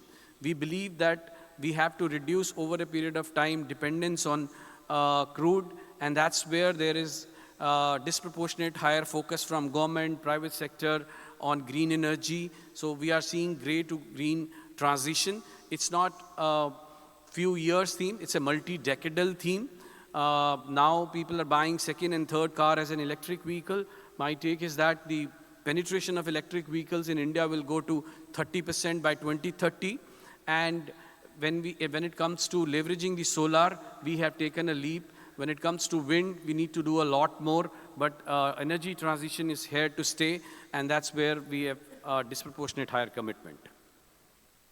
Another few initiatives taken by the government whereby they have set up a gift city, and now through gift city, all non-resident Indians can invest through gift city in dollar-denominated assets. There are taxation benefits for that, and that is something we believe will go a long way. So also non-resident Indians now can open demat and trading account also through the digital journeys. So these were my few takeaways. Thank you so much for having me. I am happy to take questions.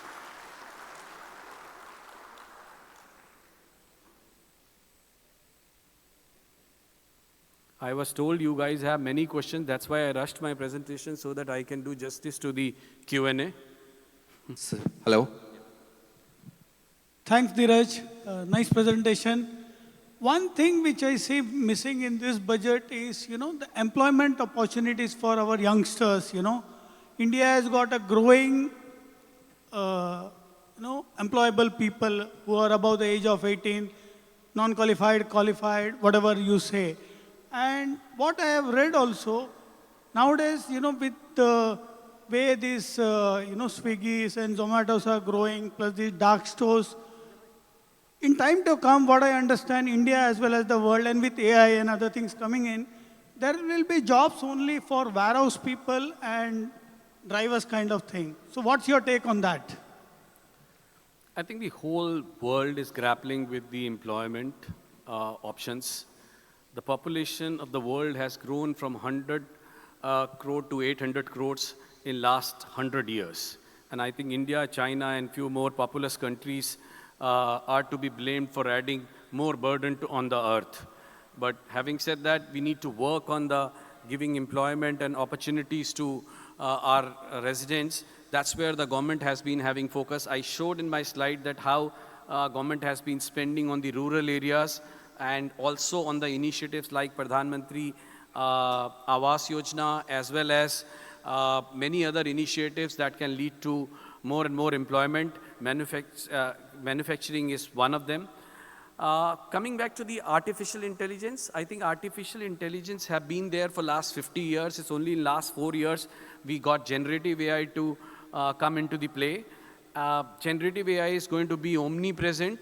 Yes, it is going to be taking away a lot of mundane, routine, repetitive jobs for sure, but it's going to produce many more jobs in the AI and generative AI space also. So like we had a movement in India when we started to have computerization in 1985.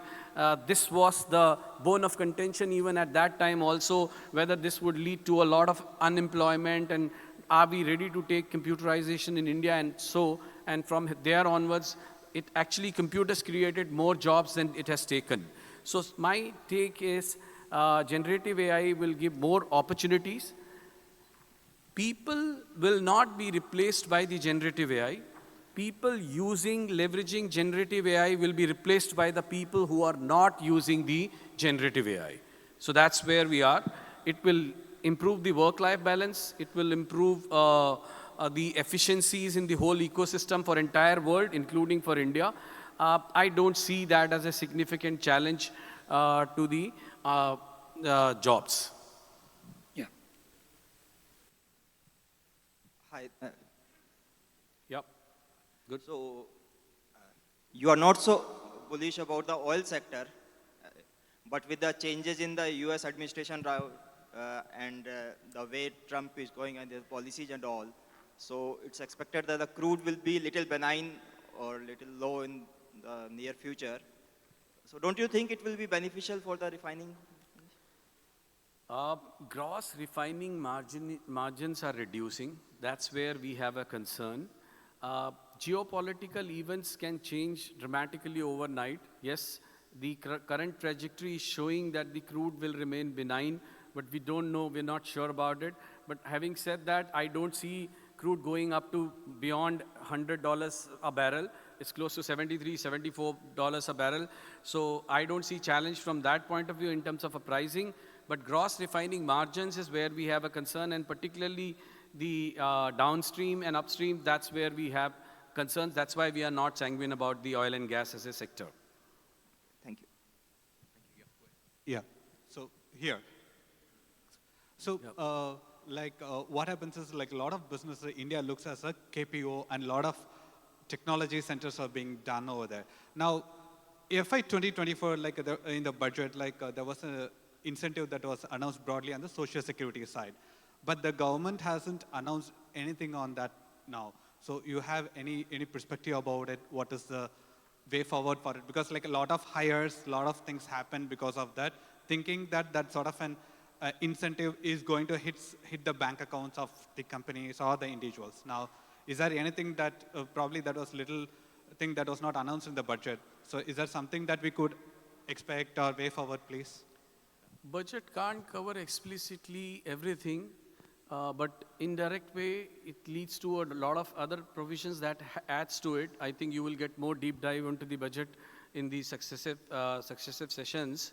But coming back to the GCC and KPOs and BPOs, I think India has established itself well as a office to the world, where we have not been able to focus to become factory to the world. China has become factory to the world, whereas we are office to the world.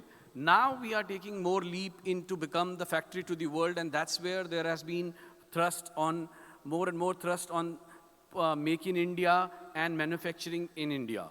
I think that will go a long way to generate a lot of employment for blue-collar workers, and that's where we'll see the momentum coming in from. Any further questions? Okay, thank you very much. Thank you for having me. Big round of applause to Dheeraj ji for such a great, interesting session. I think there's a lot of questions. I have a lot of questions also. Many have, but we have a lot of other topics to cover, so we have to move on. But please feel free to interact and ask one-to-one basis. So now I'd like to request our chairman to please join on the stage to present a memento along with Amit Khetan onto the stage, please. And promote the Chand Sahab, can you also please join on the stage? Hari Kishan and Kawaji, you are there. I saw you. Maybe you are outside now. Please join the stage to, he's here, okay. To present a memento.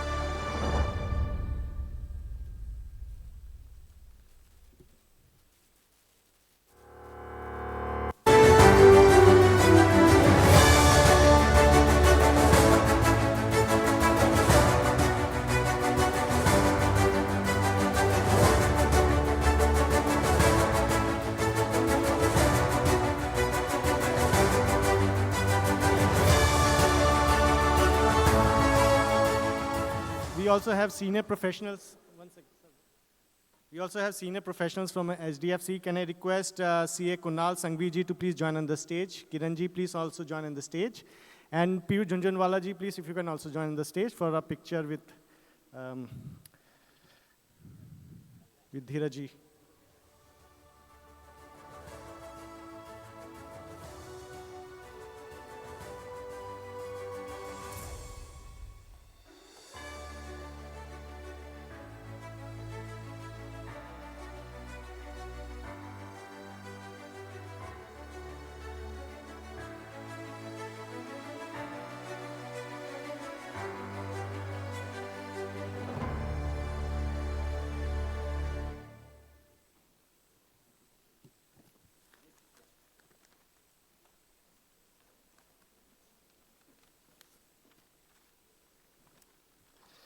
All right, moving forward, we are privileged to have our Counsel General with us now. It's time to hear it from him.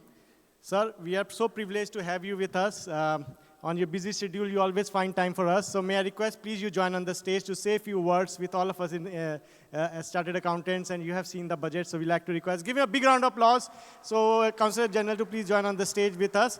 Sir, I also like to request our ExCom member, our treasurer, Dheeraj ji, to please do a formal introduction while Counsel General is with us on the stage. Thank you. Give a big round of applause to Dheeraj as well.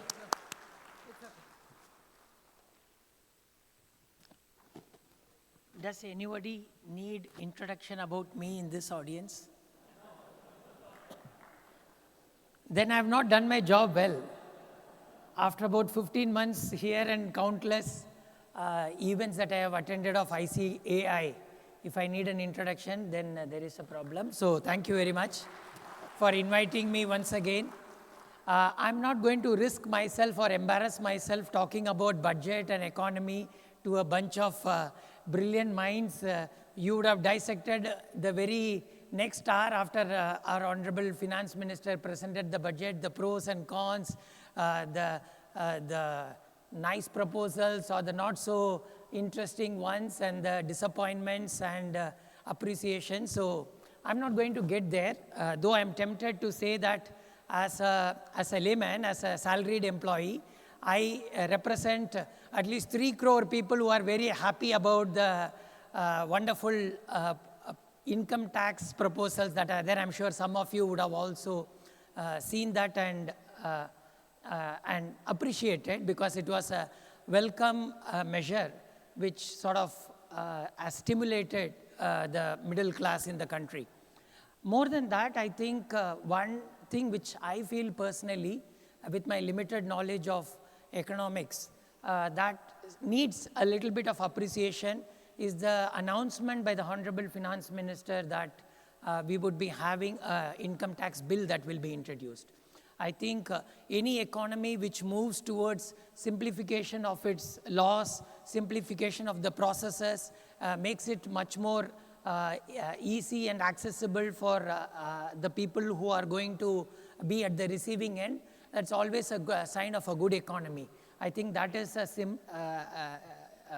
symptom of the way in which our economy is progressing. We all hear about data being presented about becoming a $5 trillion economy in the next couple of years, third largest economy, and probably proceeding towards becoming the second largest economy with estimations varying from $30 trillion to $55 trillion. Depends on whether you calculate a 6% or a 8% growth rate. So there's always, it's always debatable as to where we will end up. But the fact remains that India is growing. India is growing at a remarkable rate. India will be the growth engine for the world, not just as a major economy. I think we will be a hub on which the global growth will be centered. I think most of us will be agreeing on that point. And the fact that our finance minister has been consistent in her policy measures over the last 7 years, this is the 7th regular budget that she had presented, being consistent in our policy measures, in our proposals, the way the economy has been able to recover from a very, very difficult COVID period when the whole world was encountered with a very strong headwind. The way we were able to recover and the way we are able to progress now is a good indication that any estimation about India's growth is not misplaced. So I'm very glad that the wonderful minds located in Dubai is dissecting, is demystifying, wonderful word to use about Indian Union budget. So I'm very happy that this effort is on, because this corridor, particularly the India-UAE corridor, is going to be an important element in whatever targets that we set for ourselves. We all know that the bilateral trade is already $85 billion, and we are looking at a non-oil trade of about $100 billion by 2030, and that with the trajectory that we are in, we will be achieving it by 2027 probably. So in every aspects, in terms of trade, in terms of investments, in terms of the collaboration in the sectors that were mentioned, fintech or green energy, India-UAE corridor is a very important corridor. So this conversation today will be an important aspect in understanding how we can sort of improve any aspects that we need to put in place. So thank you very much. So glad to be part of this discussion. Very sorry that I was able to join late, but I congratulate each and every one of you for having the faith in India, for having the faith in this relationship, and thank you very much and all the very best.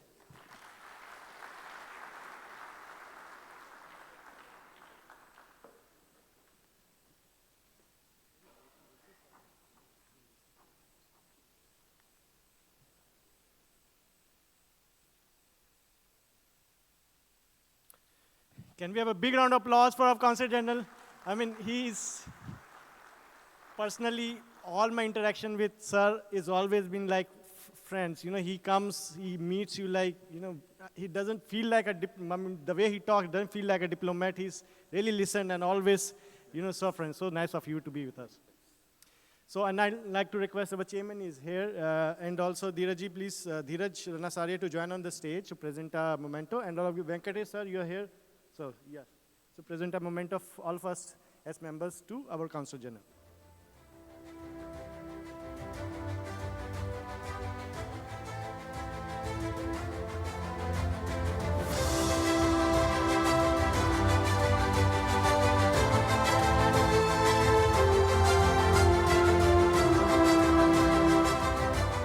Can I request all the speakers to join on the stage for a group photo? With our Consul General also here. Can I request all the speakers to please join on the stage? Nikhalji, please, if you can also come.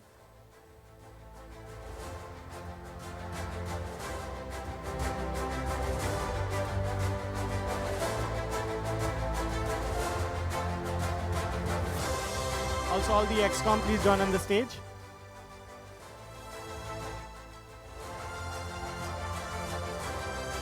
And our former chairmen, please also join on the stage. Haribhai, please come on the stage. James, sir.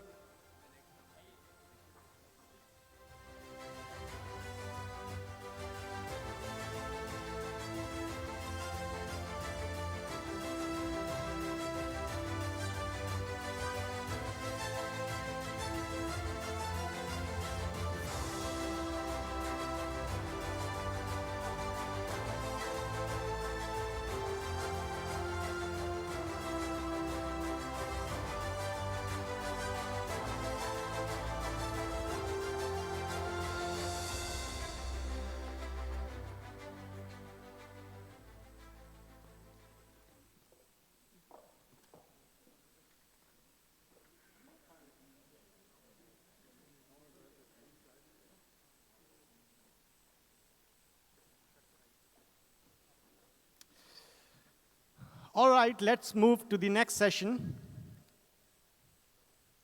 There's a very interesting saying on budget: balancing a budget is like going on a diet. Everyone knows it's good for you, but nobody likes the process.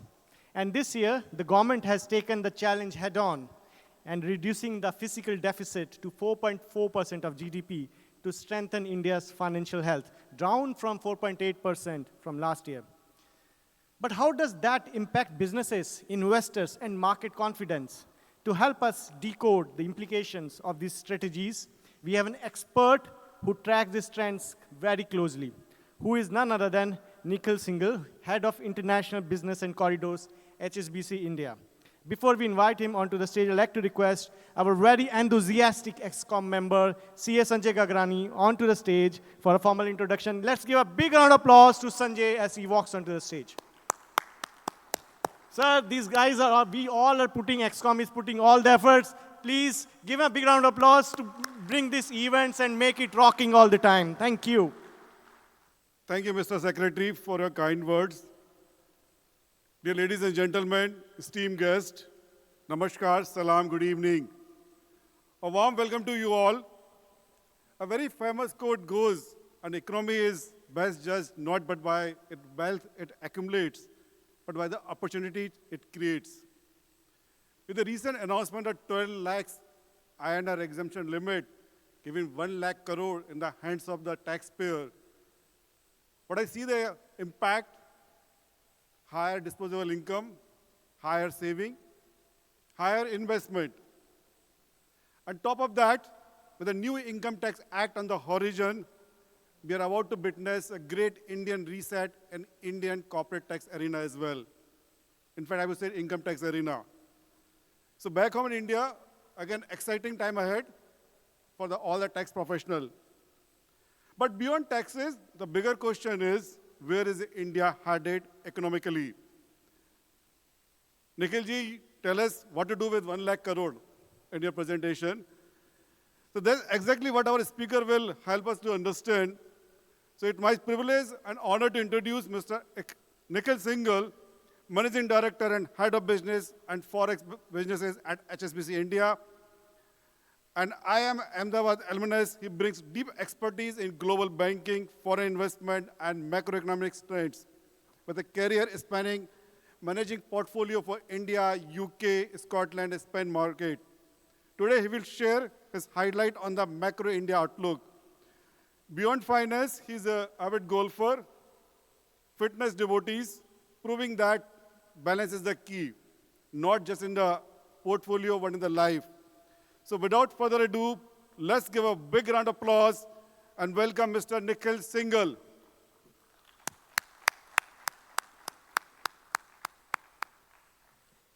I think we can do better.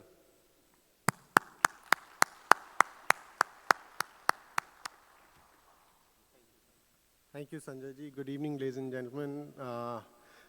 It almost looked like he wasn't talking about me because I found it difficult that I'm the expert. Also because it's deja vu for me. It reminds me of my campus days when I joined the institute, and we realized that 50% of the batch was CA. A lot of them were chartered accountant toppers. And when obviously they were very sharp, and when we finished our 2 years course at the institute, of the top 20 batch toppers, we used to call them institute scholars, almost 12 were CA rank holders. So it still gives us those goosebumps, and today it's the same audience I am here with. I'm also sandwiched between two speakers, one of whom Dheeraj spoke about. Again, he's a CA and somebody very senior, and Mr. Ranena, who's just going to come after me. So sandwiched between the CAs is never going to be easy for me, and distinguished personalities. But thank you so much for this wonderful opportunity. Honorable Consul General of India, you spoke really, really very well, sharp, crisp, but really giving the underlying story. So extremely delighted on behalf of HSBC to be honored to participate here. And I'll take a cue from what the Consul General spoke. He spoke about the India-UAE corridors. Before I get into the market, a very high-level view of the markets. I just want to touch upon this whole India-UAE corridor and how HSBC is actually deeply embedded. We recently celebrated 75 years of our presence in UAE, HSBC. So we have been, this is home market for us. We are supporting businesses, we're supporting clients deeply in and out on a day-to-day basis and connecting them across corridors. At the same time, we also celebrated last week 100 years of our Calcutta premises. One single property which we've stayed on for 100 years, essentially evoking trust, legacy, and long-term commitment to both the markets and the corridor. With that, I'm not going to talk too much about really HSBC, but just quickly, and I know Dheeraj spoke a lot about India market, so I'll try and see how I will skip those parts to avoid repetition. But just quickly, the last 3-4 months, and not really just the budget, have been about a lot of turbulence in terms of the so-called US trade. Everybody thought we were headed for sharp rate cuts at the Fed. If you looked at 3-4 months back, the dot plot in the US quite clearly suggested that you're probably headed for 6 to 7 Fed rate cuts of 25 bips on a consecutive Fed meetings. That story has probably changed now, because if you look at how the US treasuries have moved, they probably moved from 3.4% to at a recent peak of about 4.7, 4.8, almost jump up of 125 bips, meaning the probabilities of sharp rate cuts have obviously declined. Now that is reflected in your currencies. If you look at the talk of the town, the easy talk of the town is rupee is crashing, right?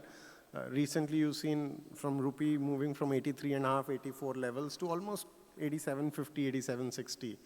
That can potentially give jitters to any investor, because obviously you don't want to depreciate, don't want to take your positions in a depreciating currency. But I think that's where you need to dig a little deeper to see. In the last 5-6 months, I would say this is disruptive trades right now at play. Sanity does come back in a while, but has rupee underperformed? The answer lies in the maths behind it. If you look at dollar index during this period, dollar index would be a dollar against a basket of currencies. It's probably moved from about 101 odd levels to about 108, 109 levels. So close to about 8 to 9% dollar appreciation. Whereas during this time, the rupee has actually moved from 83.5 odd to about 87.5, meaning about 5.5, 6% rupee depreciation. So the underlying story is on a real effective exchange rate, or the REER basis, rupee is actually reasonably better off, rather appreciated.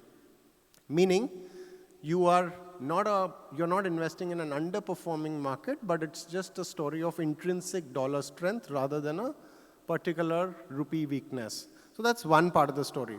Two, and if you see how the new RBI governor has been taking sort of positions, the general belief is that rupee is being allowed to take a free position. In a sense, allow for a free float. Possibly it needs to be done, because if you see the reserves, they've probably gone from $710 odd billion to now about 630 odd. Now some of it is obviously FPI outflows, and some of it is about $25-30 billion could be revaluation of the reserves which is happening. But net, you have seen a pressure on the reserves. But the story again is, if you want to be a competitive export market, you will want to allow rupee to remain competitive from a India outbound exports level market. So that's the one part of the story. The second part of the global trade is a very solid US dollar, a very solid US economy, which is probably galloping. Our house view basically suggests that S&P 500 this year is looking at about 15% jump up on the corporate earnings. Now on that base of S&P 500 earnings, a 15% dollar denominated growth is a very, very substantial jump up. That basically means risk capital. The biggest point we're talking about is globally the risk on situation is there, meaning there will be risk of capital formation that we are expecting. We expect If the US does well, we possibly expect a lot of positions to be taken. We expect PE funds, we expect ETFs, etc., to eventually start taking positions into equity, into global emerging markets, both on the debt and equity side. Some of it happens with a lag, but that's where the broad trajectory looks like. So very, very bullish on the risk capital formation story. And which are the markets then which are expected to be beneficiaries, net beneficiaries of this? US, of course, will retain a lot of its money for its own growth trajectory, but we are generally very bullish on some of the markets we're highlighting here. Asia expected to do well. Within Asia, we expect India to be a disproportionate beneficiary of that. I'll probably talk now a little bit more closer home. Dheeraj spoke a lot about the structural story, so I'm going to skip some of the aspects to avoid repetition. But quite clearly, the push for manufacturing. And I'll take a minute to just explain this a little more in detail. Now, we've all heard about PLI schemes. We've all heard about China Plus One. All of it looked like a reality. But what was the bane for India? Bane for India was for the last 3 decades, we probably weren't considered like a manufacturing powerhouse. What it led to was suboptimal, and somebody spoke about, the question from the audience was about employment, etc. Employment is one issue, but employability was the other big issue. The challenge of whether people are employable enough, and you're looking at gainfully employed people and not really just parking themselves into a role. That's where the biggest problem was. If you look at the pyramid of any economic structure, you've got an agricultural base right at the bottom. You've got manufacturing as a secondary part of the society, secondary, and then you have the tertiary, which is the services sector. Our problem was we had I wouldn't use the word defunct, but not a very vibrant manufacturing base, so it wasn't considered very fashionable jobs back then. So the 80s and the 90s and the 2000s, a lot of the migration of labor would per force have to happen from agriculture all the way to tertiary sector, which was a challenge, right? I mean, how do you equip? You normally have seepage of labor, upwards mobility, one layer to the other. I think that's where, as we revive the manufacturing sector, you are able to create a lot of job opportunities across the class 3, class 4, class 2, class 1 employment. And then some of those who are further upskilling themselves are able to do much better job in the services sector. So for us, the element of push for manufacturing is going to be humongous, because while today you're probably 1% of the global supply chain on manufacturing, you may still not be good enough to create large manufacturing brands just yet. But you are, through the contract manufacturing, China Plus One strategy, you're able to embed yourself in the global supply chain framework. And that is going to be the big delta creator. Formalization of the economy, everybody knows. I mean, it is not unaccounted money, but it is unbanked people. A lot of those unbanked people, through the Jan Dhan Aadhaar, the mobile, the JAM Yojana, were actually brought into the mainstream. Now, what it has finally, by the way, led to, and if you go back to maybe 7, 8, 10 years back, and no offense to any banks and not meaning to, but there used to be headlines about we open a bank branch a day, right?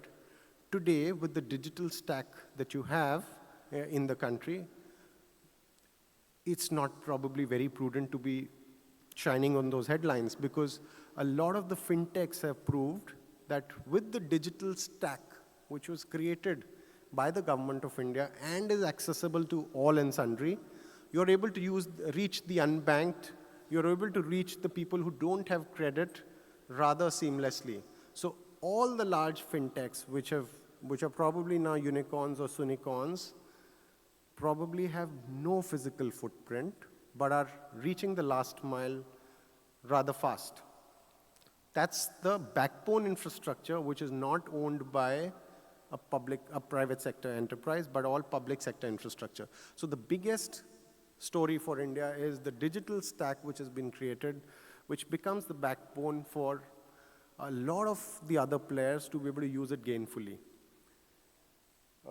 Startups, exactly, this is what it feeds into, right? The entire, in fact, this is the big joke. So 10 years back, we would flash our business cards very smartly to say, I work with an X, Y, or Z institution, and respectfully so. The startups were sort of looked down upon. I mean, they were like, you probably not managed a good job in a mainstream bank. It's all passé now. We are fast wanting to improvise ourselves. All large institutions pride in saying we are imbibing the startup ecosystem in their organizations. They're wanting to work like that because everybody needs to be nimble-footed. That's how the things have moved in the last 10 years, because if you're not able to keep pace with some of these changing trends, you will lose market share rather fast. And by the way, the story for India is the large consumer, whether it's banks, whether it's credit cards, whether it's FMCG goods, etc. How do you reach out to that last consumer determines what's your scale, which is where, and obviously, depending on the audience, you will have to be very good on your cost to serve. Now, for the tier 3, tier 4, you've got to have this digital stack fully enabled in your setups, because you need a cost to serve which is manageable, which is where the fintechs and the startup ecosystem are doing a phenomenal job at it. The pace of unicorn creation, it almost forced some of the large foreign banks who were always averse to getting into funding the startups which do not have profitability from day one, to start looking at corpuses which are supporting startups, where you are basically giving them debt funds, not on their usual, the CA audited ways of how you evaluate a balance sheet, but in terms of how you're gaining market share. So I think the changing banking trends are visible everywhere. Lastly, the strength of the balance sheets. Go back to the era of 18 and 19. If you just pick up some of the results of the top banks, 18% gross NPAs, 15% gross NPAs. Those weren't NPAs created in 1 year, from 2017 to 2018. They were probably legacy NPAs, but just disclosed in that year, thanks to the RBI's AQR, which was meant to be, all those were meant to be acknowledged within that 1 year. So 1 year, you actually moved from 2.5–3% NPAs to 15 to 18% kind of bracket. That was mass cleansing of the balance sheets happening. What it was a stage 2 for that was the the Insolvency Bankruptcy Code and the NCLTs, etc.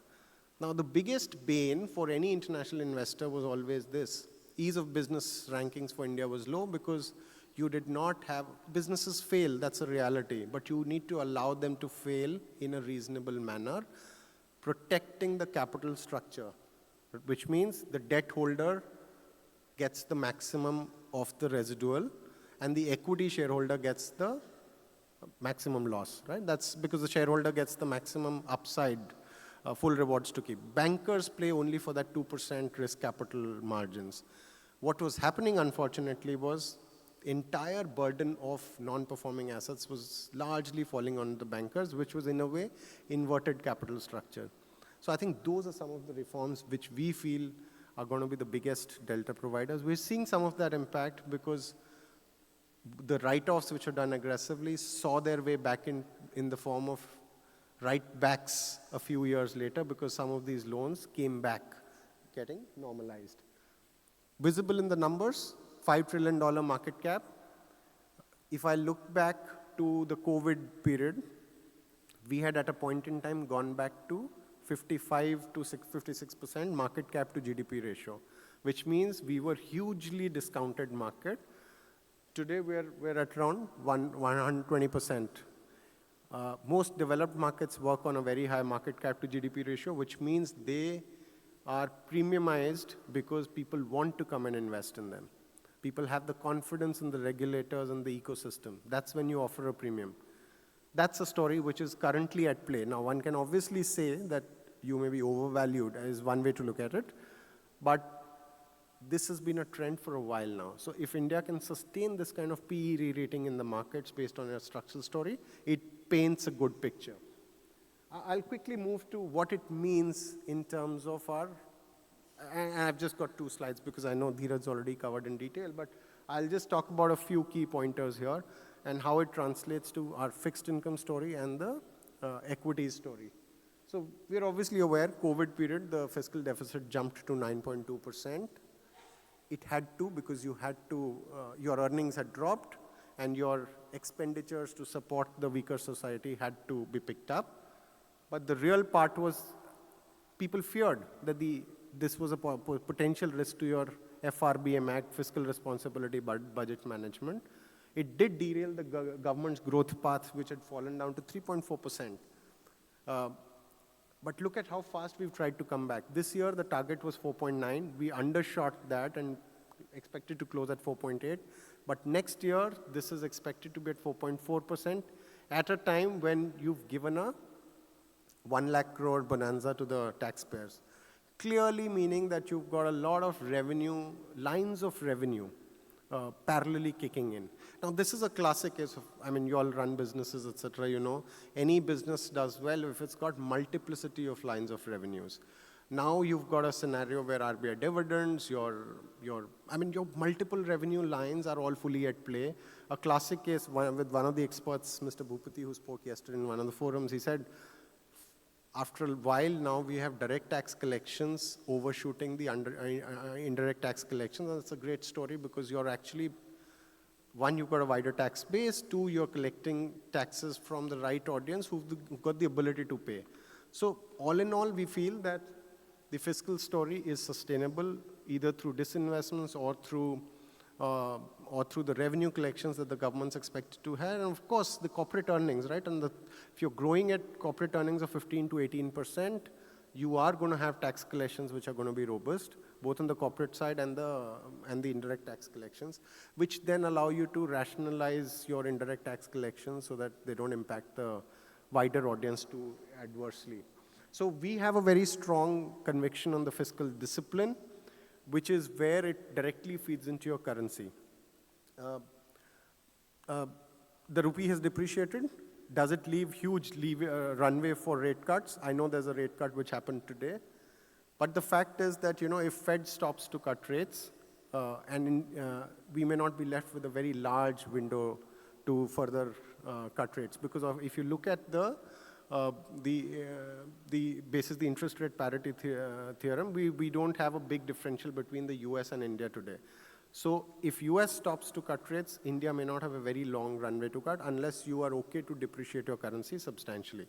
So those are elements, these are dynamic, you've got to keep watching for it, but those are the moving parts we're going to be concerned about, because if your rupee depreciates substantially, you will end up importing inflation, especially from the US. You will not import inflation from other markets you trade with, because like I said, on a real basis, you are positive over there. What it leads to is a very strong fixed income story in India.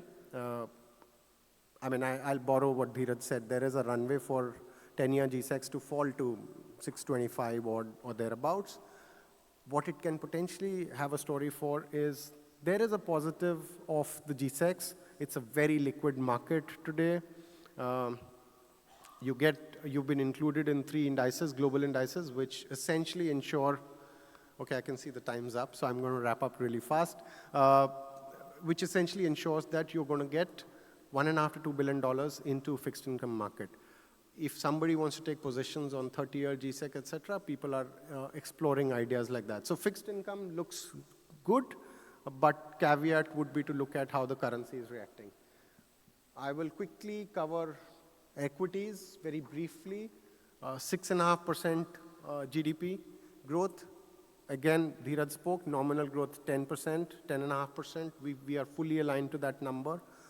We do feel that it can potentially surprise us on the upside as well, especially because some of it is the slowdown has been kind of induced by reducing consumption push when the RBI sort of gave a nudge to the NBFCs to be watchful on credit expansion, especially in the MFI microfinance segment. So a bit of it is induced. It is good to have those checkpoints in place because it leads to a better and a healthier growth. But we do feel that this growth rate does have some upside to it. And as the so-called US trade normalizes, I think we will see a lot of the money flow back happens here. Consumption story, without a doubt, everybody is bullish about it. But we are also, by the way, bullish on CAPEX story. So the last, if I quickly talk about this, the CAPEX has three forms: public sector CAPEX, which is done by the government of India. It was the one other reason which slowed down last year because it was an election year. 46% of the CAPEX budget of last year was used up till November, December. Obviously because there's a change of priorities, etc. But that's where some of that pickup you're going to experience in this year. So the 6.5% story has elements to it, upside which can visibly play out this year. The second is private sector CAPEX. If you look at capacity utilizations, those have picked up. Not too many greenfield, not too many brownfield projects are available up for sale. So most of the manufacturing setups are now being done as greenfield projects, which essentially means you've got a good scope for private sector CAPEX. And the third is individual CAPEX, which is your properties, etc. we heard about. Essentially, we're very bullish on the real estate CAPEX bit. All $1 million properties in India get lapped up now in one day. And that's, I mean, that's 1,200 units, 1,500 units. So there is that rush for CAPEX happening, which essentially is expected to fuel the growth story. Coupled with the fact, and the other bit about CAPEX I want to add is 3.2% of the budgeted amount is going to be getting into CAPEX this year, which is a healthy number. This number used to be 1.2, 1.5%, let's say a decade back, meaning your GDP is expanded. On an expanded number, you're able to do 3.2% of the CAPEX, meaning your absolute numbers of CAPEX is expanding at a very fast pace. So all in all, I think the story looks compelling. I'm not going to talk too much in detail about each of the aspects, but sectors like healthcare, financials, industrials, we're very bullish on. We are here to happily participate. My colleagues in the, like I said, we've got a very large HSBC Dubai business. We've got a very large HSBC India business. Happy to participate across corridors, both outward and inward into and out of India. Thank you so much for this opportunity and delighted to be here. Thank you. Let's hear it with a big round of applause for Nikhil's such deep diving, I would say, slides and some of the fine points I was looking at it. I think you have saved a lot of my research time, definitely so much to learn of it. Thank you very much, Nikhilji. And now I'd like to request our chairman to please join on the stage. And also Neha Ghaiji is here with us, so please join on the stage. So we are presenting one memento on behalf of all of us members to Nikhilji. And Vipin Maluji is also there. Please, if you can also join with us on the stage. So we give and Sanjay Gagrani. Sanjay, are you here? Yeah.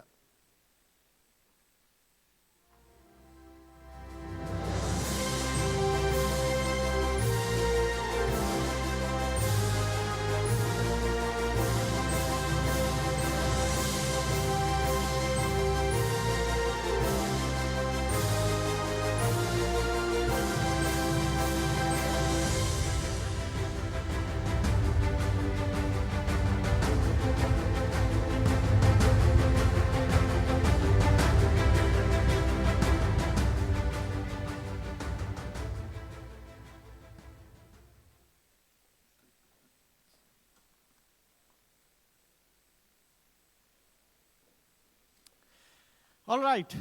They say the best is always saved for the last. And that couldn't be more true for what's coming up next. We have analyzed key aspects of the budget, detailed its impact, and explored various perspectives. But now, it's time to cut through the noise and get to the heart of it. Numbers can be complex, policies can be intricate, but true clarity comes from experience. And who better to decode the Indian budget of 2025 and its impact on NRI than a stalwart who has spent decades shaping and interpreting Indian tax laws and financial policies. Shri Advocate CA Homi Firoz Ranina ji is a name synonymous with expertise in taxation, law, and economic policy. With a career spanning over 4 decades, his insights don't just inform, they shape perspectives, influence decisions, and empower individuals and businesses to navigate financial landscapes with confidence.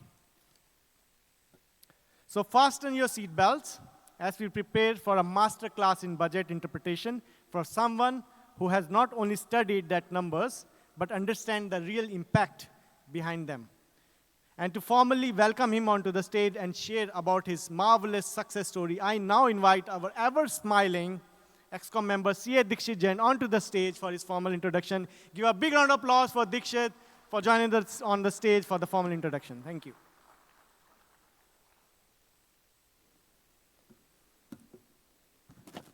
Good evening. Can I hear a louder good evening? Good evening. Okay.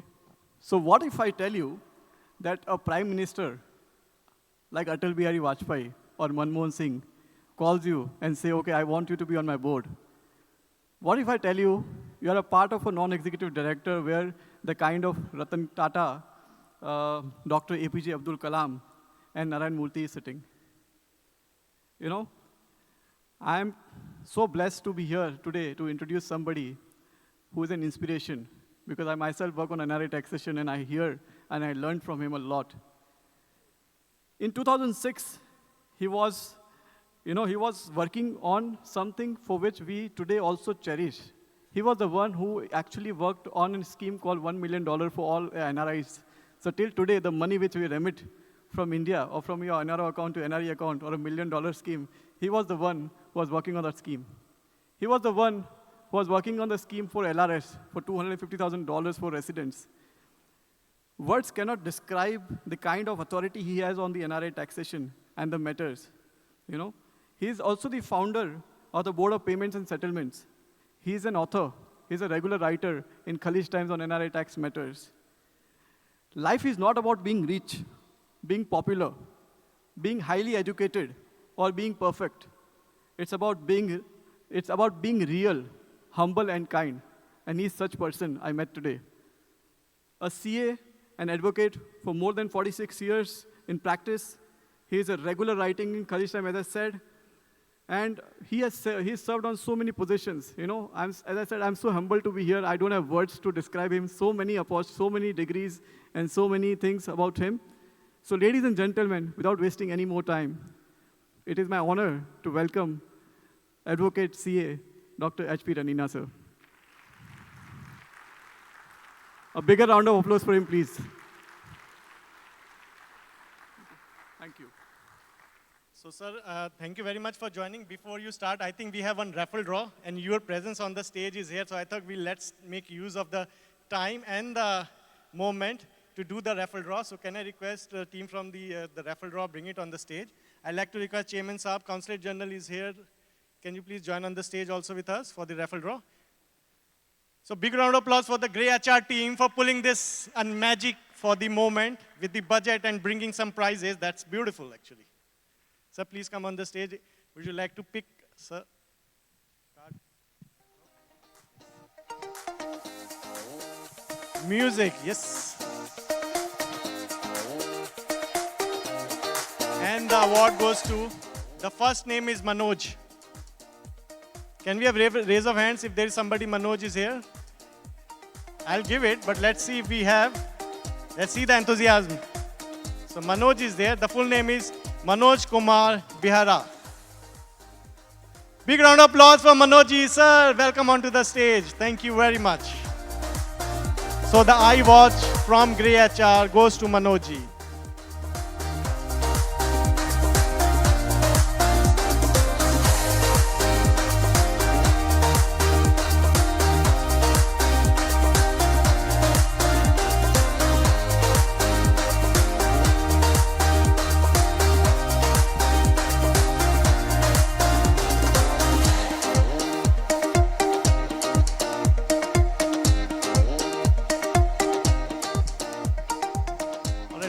stage is yours.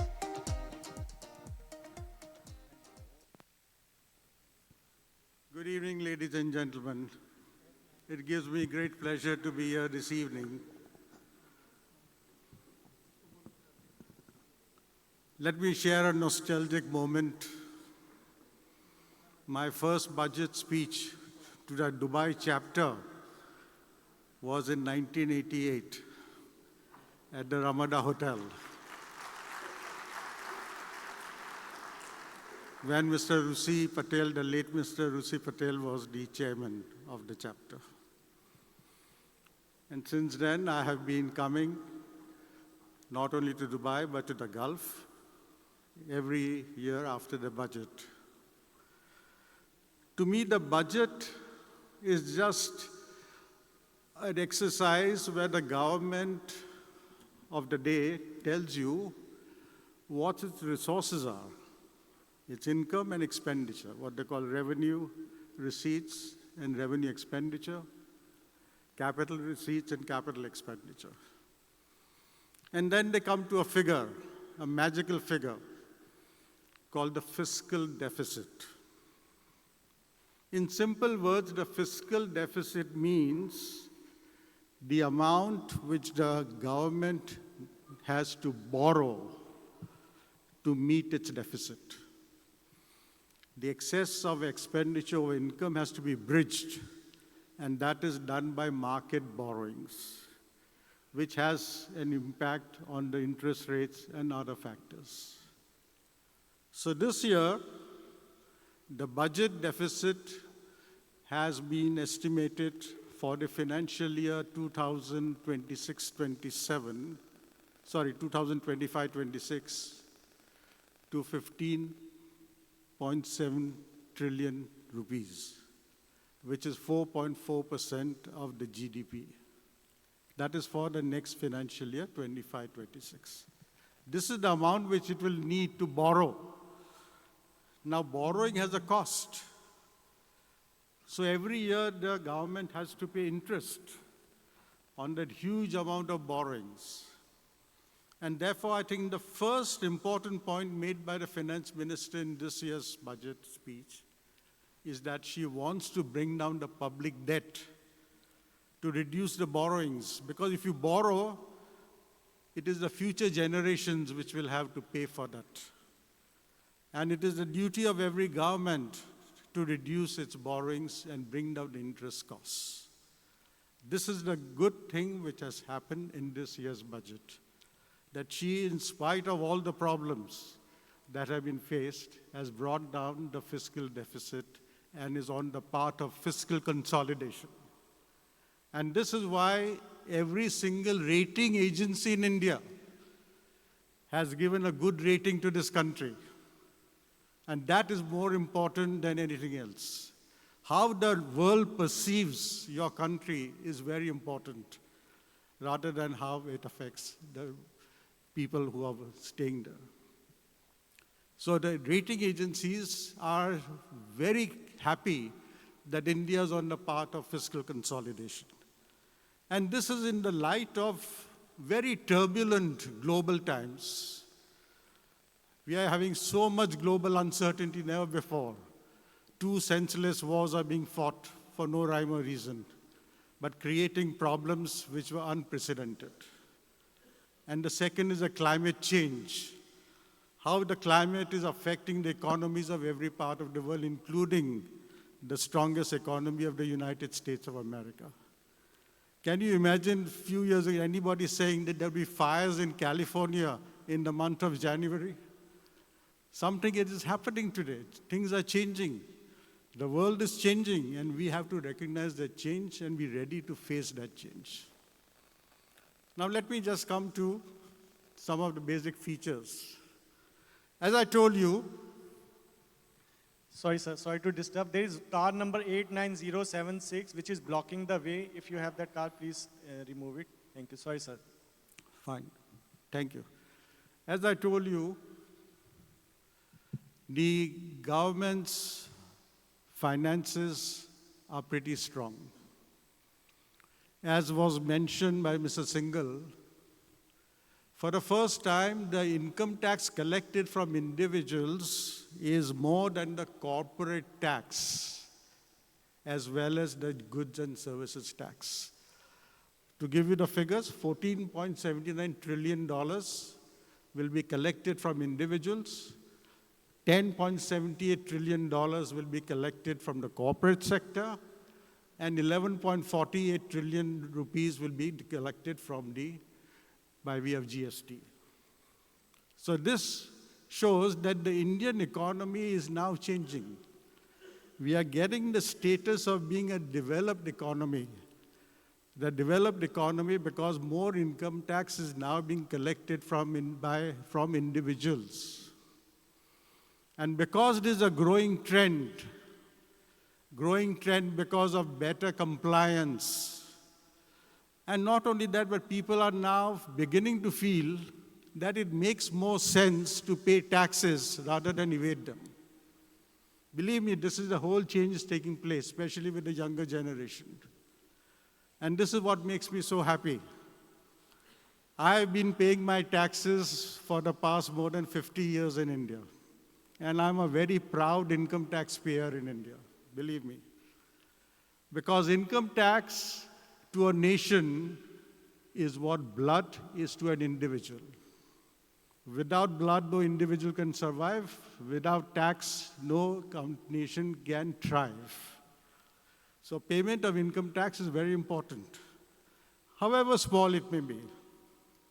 But let me remind you, maybe all of you may not even be aware of this, that today with the new rates of taxes, the maximum marginal rate of 30% in this year's budget proposals will only be applicable to income over 24 lakhs, 2.4 million rupees, 30% rate, as against 30% rate which was applicable to income over 10 lakhs for the past so many years. But apart from that, the important point you must bear in mind is that now with the exemption which is being given of 12 lakh rupees, I want to make one point on this, which has been missed out by everybody. 12 lakh rupees per individual. Please note. That means if you're a family with a husband and wife both working, each one will get 12 lakh rupees exemption, plus 75,000 rupees additional standard deduction. And if you are a senior citizen that is more than 60 years of age, then you get another 1 lakh rupees interest-free exemption on the interest from bank deposits. 1 lakh is free of tax. So how does it work out? What is the arithmetic? 12.75 lakhs for a husband working, 12.75 lakhs for a spouse working, 13 lakh rupees for a senior citizen, mother or father who is working with you. If there are two such people, and many of them have income from past savings, so a family of four can enjoy a tax-free income of 50 lakh rupees, 5 million rupees. Family income is not taxed. In other countries, family income is taxed as one entity. In India, it is not. Each individual's income is taxed. So a family of four can earn 5 million rupees of tax-free income. Now, NRIs have always been very particular about having tax-free income. Maybe that's why you came here. But there's another very large group of people who enjoy tax-free income. And that is the agricultural sector, where 50% of the people, more than 50% of the population is there on agriculture. Now you will tell me agriculture means an ordinary poor farmer with a plow and bullock and tilling the soil. No. Today agricultural landscape has changed completely.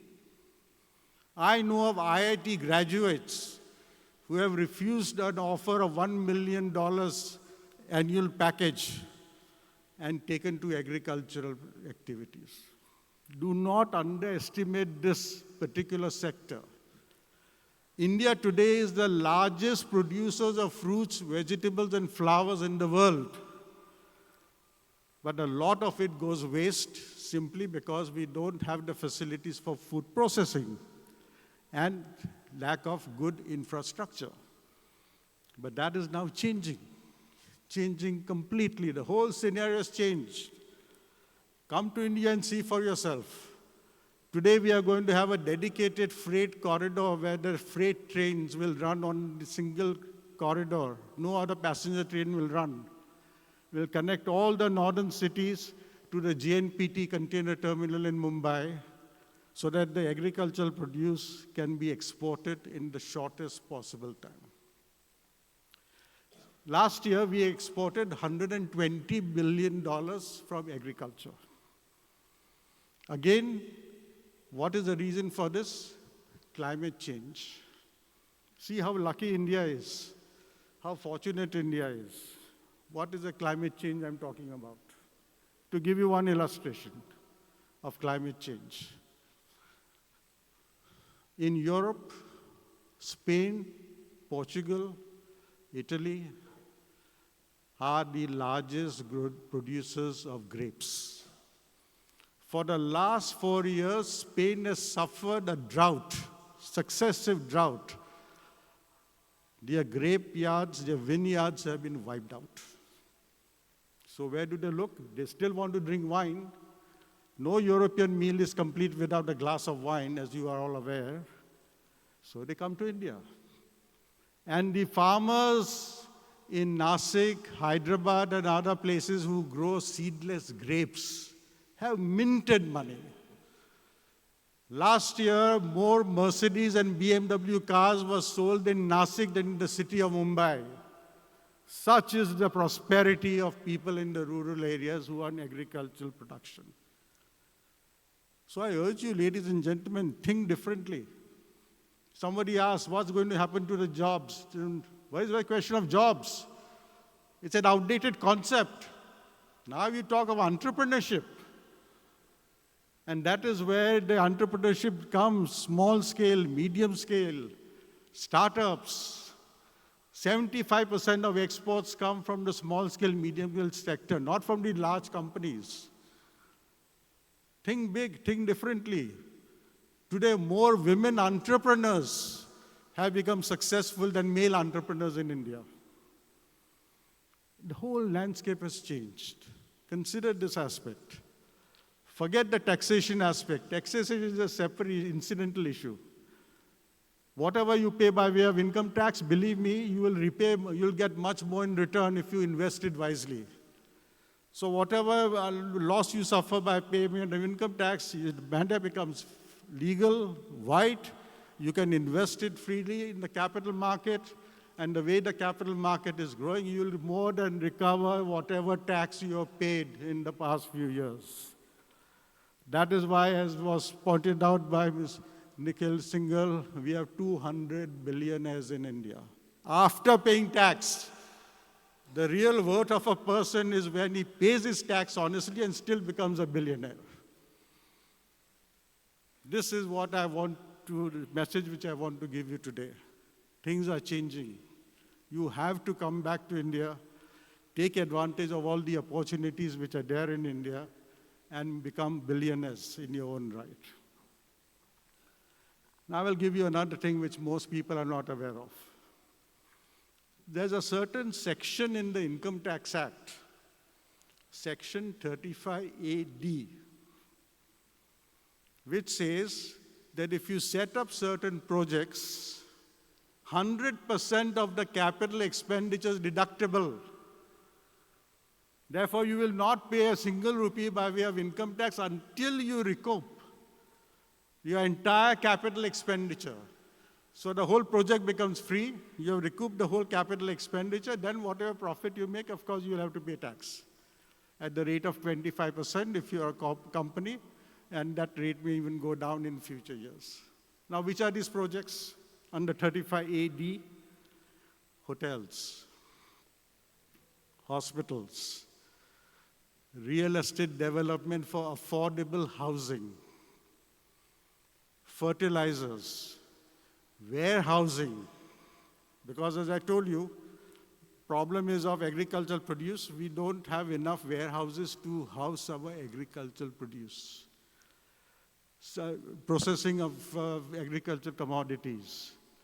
These are the projects which are listed in section 35AD where you get 100% deduction of capital expenditure and therefore you will not pay income tax at all. So I'm showing you ways by which you can achieve the same tax-free status. One is, of course, agriculture, as I told you. Agriculture is limitless. There are farmers in Punjab and elsewhere who make huge amounts of money in agricultural production. So agriculture is one big business. And I was going to tell you that look at the prospects for agriculture. A small country like New Zealand exports its kiwis to every part of the world and earns 12 billion US dollars a year, such from the export of kiwis. A small country like Netherlands grows the tulips, the flowers in Kokenhof, and exports those tulips and earns $15 billion by way of revenue. So just consider what prospects are there in India. Today in India, if you start growing broccoli, avocados, you will have an immense amount of market, running into billions of dollars you'll earn in exports. Everything is free of tax without any limit. What more can you ask for? Nothing at all. This is India, the country of the future, the country which every single country of the world is looking at today. Why? Because of the manpower, the market. People say, oh, with this 12 lakh rupees exemption, the consumption will go up. Not at all. It will go up, but it will go up more if the agricultural sector grows. So the government says we will now persuade farmers to go in for crops which give you good profit, like oil seeds, pulses. Today, India is still importing oil, edible oil from Malaysia, palm oil. Why should we import when we have so much of land? So the farmers are now being told, go into oil seeds and pulses and urad dal and other items where you make more money. So putting purchasing power in the hands of the rural masses is the final way to get the maximum consumption, not this limit of 12 lakhs and 13 lakhs exemption. Really, the agriculturists will change India, and they are in the process of doing so. And you have no idea how much prosperity is coming to the rural areas today. I have been visiting rural areas in India. Yeah, I even have a house in a rural area. And I see for myself the amount of money which is being spent. Companies like HUL, ITC, Nestle, they are having a 25 to 26% rate of growth, not from urban areas, but from the rural areas of India. That's where the growth is. And that's where the growth is going to come. And today, why is the world looking at India? Because we have a middle class of 200 million people, which is the population of England and France put together. England and France put together. This is the strength of the Indian middle class, who has the potential to spend. And one more aspect which people have forgotten. Why is there so much consumption? Because of one social custom. What is that social custom I'm talking about? Marriages. India has 45% of the people of India below the age of 30. 7 to 8 million people get married every year. And that figure is growing and growing and growing. So the consumption that takes place during the marriage season is unbelievable. Unbelievable. Even the poorest of the poor, if he doesn't have money, he will take a loan for the marriage of his daughter. That's our custom. So this one social factor of marriage can itself propels the Indian economy to an extent with no other country of the world does it happen ever. You go to USA, Europe, they'll have a simple marriage, all they'll serve you with some wine and cheese as a reception. That's all. And then the couple goes away on the honeymoon. India is different. That marriage itself is a driving force for consumption. And this is where the strength of India lies. Apart from that, we have a talented pool. We have the second largest pool of technically skilled manpower in the world. And that is why every single multinational in India has set up a GCC, Global Capability Center. Every single multinational, they cannot afford to avoid India, simply cannot. GCCs are coming up by the dozens every month. Global capability centers where hundreds and thousands of young, talented engineers and others are being employed. And that is why another aspect of this year's budget is that the finance ministers put emphasis on what we call new age technologies. Artificial intelligence, machine learning, 3D printing, quantum computing, cybersecurity, and so many others. Artificial intelligence is going to change the world. And you look at the budget speech, he mentions about it, about artificial intelligence. I'm very happy to find today that the government of UAE has tied up with France and set up a big project for artificial intelligence. Because artificial intelligence is going to change the whole world. And India has this special advantage because we are the most digitized economy in the world. Even America is backward as far as digitization is concerned. No class compared to India, no class whatsoever. India is the largest digitized economy in the world. As was mentioned to you, a small shopkeeper, a man selling fruits and vegetables on the roadside will have his QR code stuck on a tree. Stuck on a tree. And then you pay that. People pay. The most digitized economy in the world. Find a country which India has. Now we talk about the falling rupee exchange rate, 87 rupees. Maybe it will go down to 86, 88, 89, even 90. But let me put one question in your mind. When you are living in a country, do you go on exchanging currencies? So exchange rate is relevant only if you go on exchanging currencies. But no. Your currency note is a piece of paper. But that piece of paper has the power to buy goods and services. So in my opinion, the value of a currency is to be measured not just by the exchange rate, but by its purchasing power. Come to India and see. You bring a dollar to India. In America, you can't even buy a chewing gum. Come to India and see what you can buy with 87 rupees in India. Countries like Kuwait, very strong currency in terms of exchange, 281 rupees for a KD. But go to a supermarket, and as I've done, whenever I visit a city, I go to the supermarkets, I want to know what is the purchasing power of that currency. The Indian rupee has far greater purchasing power than any other currency in the world, and that is what is responsible for the growth. And this is why the International Monetary Fund is now making a research on what is called PPP, Purchasing Power Parity. Purchasing power parity is the real standard which is now being used to measure the strength of a currency. Because what matters to people is, what can I buy with that currency note?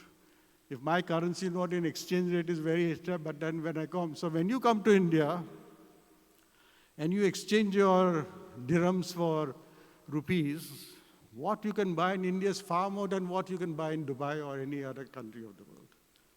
And that is why real estate business is picking up in India, because people are finding it cheaper to buy real estate properties. Even luxury, today the real thing is in luxury.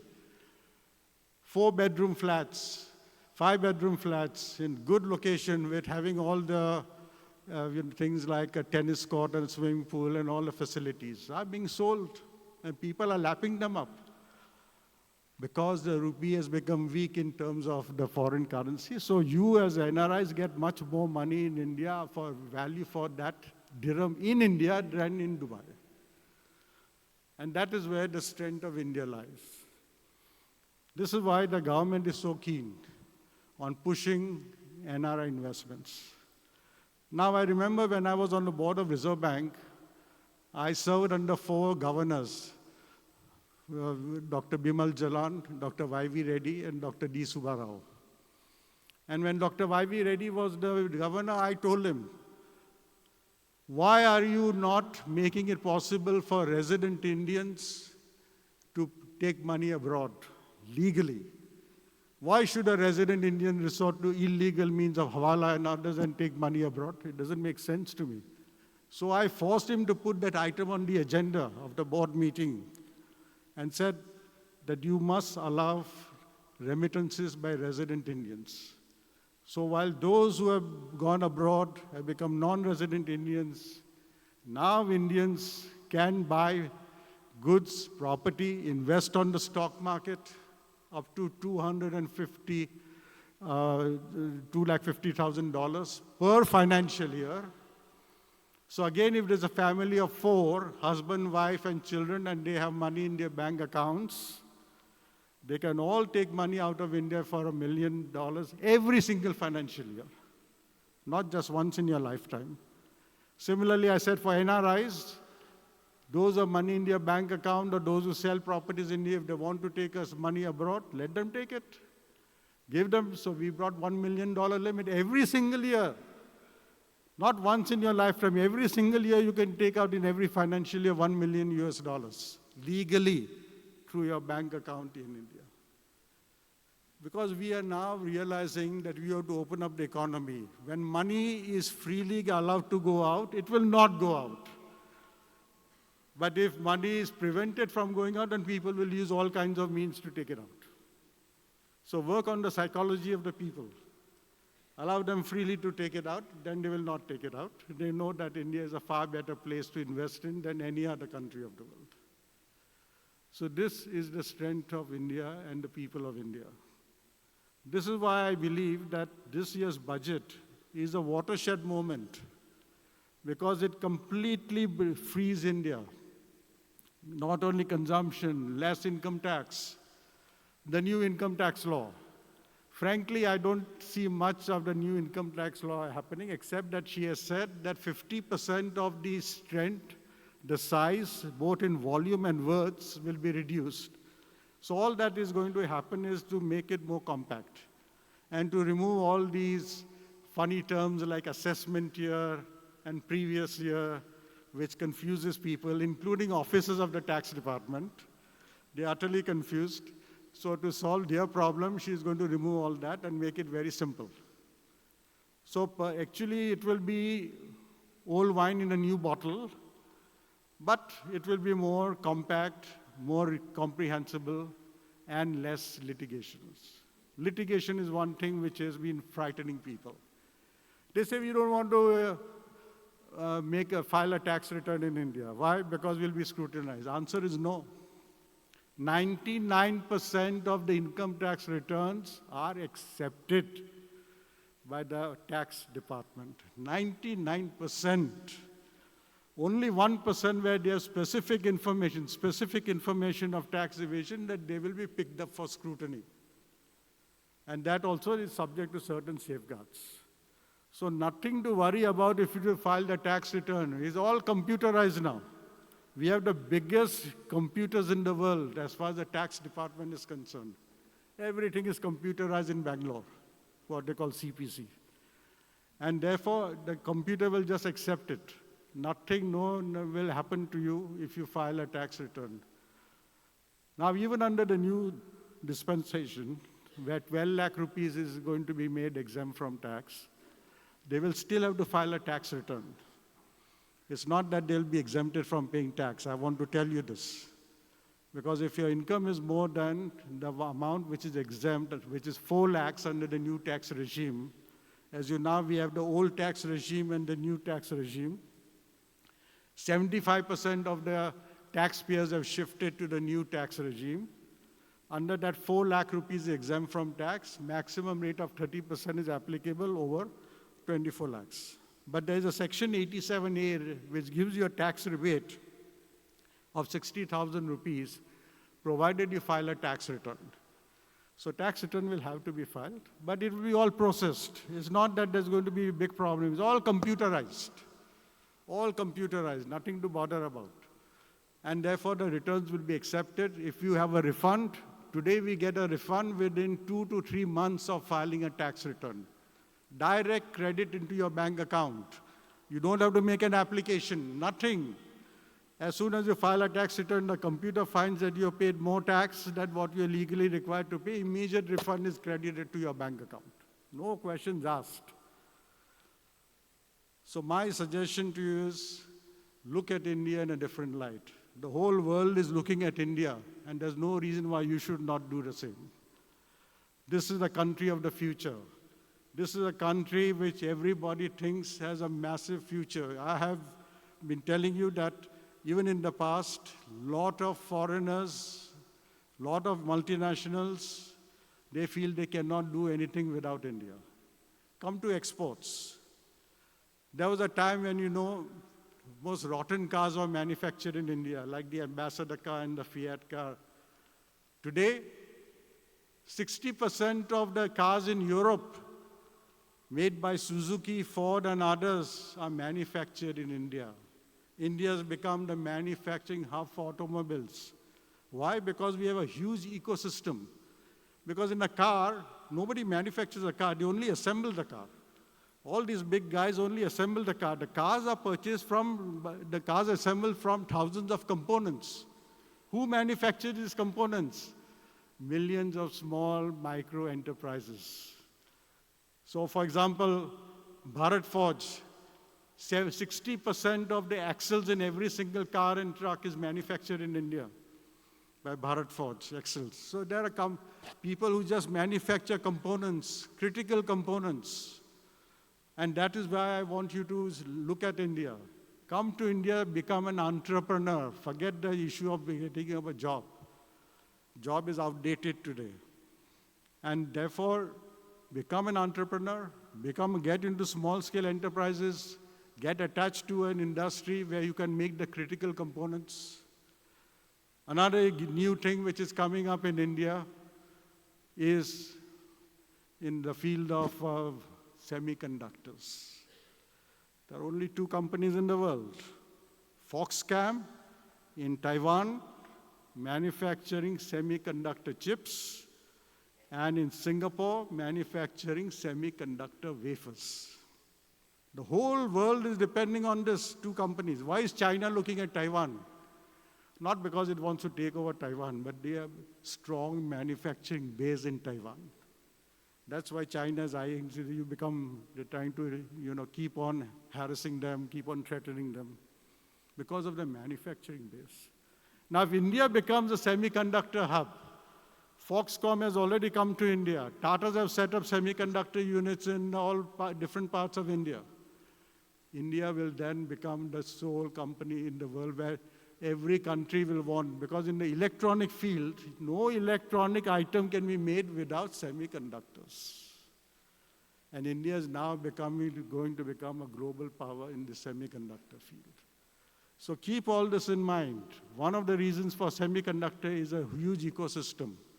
Hundreds of thousands of people have to be employed in small scale to feed the semiconductor industry in India.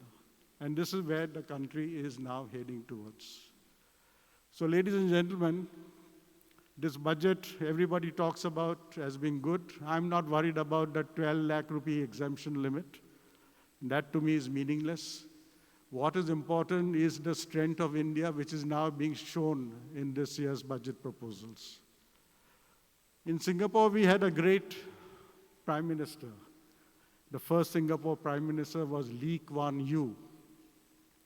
And Lee Kuan Yew used to say, in those days, that India is like a sleeping giant which is held in chains. Once those chains are unshackled, that giant will strike the world. And this is now going to happen. The 19th century belonged to the country where there were natural resources. The 20th century belonged to the country where there were industrial resources. And the 21st century will belong to that country which has the human resources. And that country is India. Thank you very much.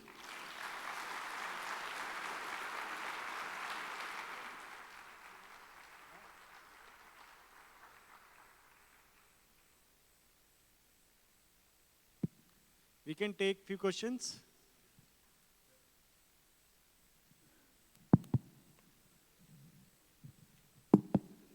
Ranina Sab, it was a great presentation, I think, and you have given a lot of insight. Thank you very much for that. Actually, for NRI, you mentioned about Section 35AD that you can invest in agriculture, but for NRI, I think we can't own the agricultural land in India. Yes, but you have friends, you have your relatives who have agricultural land, no? Yeah, that is one of the solutions. That is one reason. Always, no, yeah. 1 minute, 1 minute, 1 minute. Yeah. That's one reason. Second reason is, if that is the case, why don't you come back to India and become a resident? Sir, because as I told you, you will make more money. You will make more money as an agriculturist than you will make in a job in the Gulf. वही सोच रहा हूँ sir, अभी मैंने बात किया था, अब इंडिया भारत चलो. बिल्कुल. Yes, that is the thing. You have to be. दूसरा सर ये NRI का जो है इस बजट में there is lot of complexities I mean for NRI that they have to declare the sources of income going forward. तो ऐसा तो कोई plan नहीं है they are going to tax NRI in future. No. Why should you worry? Even we Indians have to show a source of income. It's not as if only NRIs have to show the source of income. And as far as agriculture is concerned, let me tell you one more point. Even we, the urbanites, living in India, resident Indians, cannot buy agricultural land. Because to buy agricultural land, you have to be an agriculturist, you have to be owner of a land. So even resident Indians are not allowed to buy agricultural land. It's not only just non-resident Indians are not allowed to buy. You have to be an agriculturist. But if you want to be an agriculturist, certainly you can be. You come back, buy some land, get yourself classified as an agriculturist, get into food production. Now today there are greenhouses. All over India, greenhouses are coming up. So you don't need a big plot of land. Even on 2, 3, 4 acres of land, you can have a good greenhouse. You use modern methods of technology. Agriculture is also based on technology. Please understand, times have changed. Go to Israel and see how they manufacture, how they produce goods. It's based on technology. So you can be an agriculturist, set up a greenhouse, get into it. I'm told my friend was telling me when I met him, he has got an agricultural land near Dubai. So if he can do it in Dubai, why can't you do it in India? Where we have such the most arable land in the world. The largest area of arable land in the world is in India. Not in China, not in Russia, though they are 3 times bigger than India in terms of size. But arable land, which is stream where so many of our rivers flow, they are the maximum arable land is available in India. So come to India, no problem, you'll have a tax-free income. So what do you have to worry about? And now you can take out money. Under the liberalized remittance scheme, you can take out money even as a resident Indian. So why do you have to be a non-resident Indian? I can't understand for the likes of me when you can take out money openly, officially, and keep it in a foreign bank account, make investment on the stock exchange, buy property all over the world. Even as a resident, you can do exactly the same thing. In fact, resident Indians have now become global Indians. You may call yourself non-resident Indians. We resident Indians are globalized Indians. Thank you, sir. Thank you. Any other question? Thank you, sir, for amazing presentation. I'm thinking rather than a budget, this is an investment forum. So everyone has pitched very well India. One point which Hari has raised, I think, require a little bit of more deliberation from an NRI perspective. Fine, there are investments happening from UAE. That's one part. People will become resident. That's a second part. But what are the disclosure requirements which are coming up? One, from the legislation perspective. And how we should expect that common reporting standards are going to flourish in that way. But tell me, if everything you are doing is proper and legal, why are you worried about disclosures? Disclose. No, there is no concern about non-disclosure. No, nothing. Nobody is going to bother you. Don't worry. No question about it. What are the disclosures? From where it is going I to don't know. start? Disclosures are nothing. Like say you buy property. Even if I buy property in India as a resident, I will get a notice from the income tax department. All that I have to show is that I have paid from this account. That's it. But disclosures are coming more from a foreign income also. Doesn't matter. So what? If you can legally show foreign income, which you have earned through legal means, why are you worried about? No, there is nothing to be worried. Then Need disclose. to understand the regulations, sir. We need to have a return forms which need to be filled. But there are What chartered those? accountants. My friends are there. So you know, technically, chartered accountants in India, you have chartered accountants. They will do all your work for you. 100% appreciate. So that's what I said. It's a good investment forum. I think budget got missed in the whole session. Thank you. Thank you. Thank you. Good evening, sir. Good evening. Here, towards your left, sir. Sorry, I can't hear you. Hi, sir. Can you hear me? Yeah. I have two questions, sir, which I often face while performing my duties. We were talking about ease of doing business in India, the index that you were mentioning about. We know that there is no limit on NRE repatriation. However, I face this challenge or this question whenever I am supposed to invest, whether I'm getting an opportunity to invest in as an angel investor or as a private equity in any Indian company or a startup. Do I go directly and invest or as an individual? Or I'd go through a FPI route through Gift City because I face problem while repatriating the money back. So what is your question? So there is no option to directly invest. We have to go through the FPI Gift City route, correct? No, you make your investments. You have to have a startup. The requirement of startup is that you have to be approved by the ministry. There's a ministry for startups in the Commerce Ministry. Get yourself approved and you can have a startup. As and a today, if you family have office? private equity players, you don't need money from the stock market. There are venture capitalists and private equity players who are prepared to invest large amounts of money. Large amounts. So you come up with a good project. If their project is approved by the PE or the venture capital fund, you'll get the funds. Thank you, sir. And of course, now they have removed what is called the angel tax. You remember in the last year's budget, there was an angel tax where if the valuation of your startup was more and people put in money, then there was a tax. Now they removed it. 280 provisions of the income tax have been decriminalized. No more criminal liabilities. If at all it is found that you've done something wrong, there may be a civil liability of a fine. But that is there everywhere in the world. Even in the UAE, you will have to pay a fine if you've done something wrong, if you're found. Everywhere in the world it is so. So why are we singling out India? So long as you do everything legally, correctly, you have nothing to worry about. Believe me. We have lived in India all our lives and we have prospered in India with nothing to worry about. Right. Thank you. Last question, Praveenji. Good evening. Good evening. Good evening, Honorable Sir. Thank you for a very nice presentation. One part of my question has been asked by Hari Kishan ji about agricultural land, and I understand that. I have actually tried being a farmer after being an NRI of 20 odd years. So the problem I faced that they rejected my buying land or my relative buying land, that we had no history of being a farmer in our family. So they said, okay, how suddenly you can become a farmer?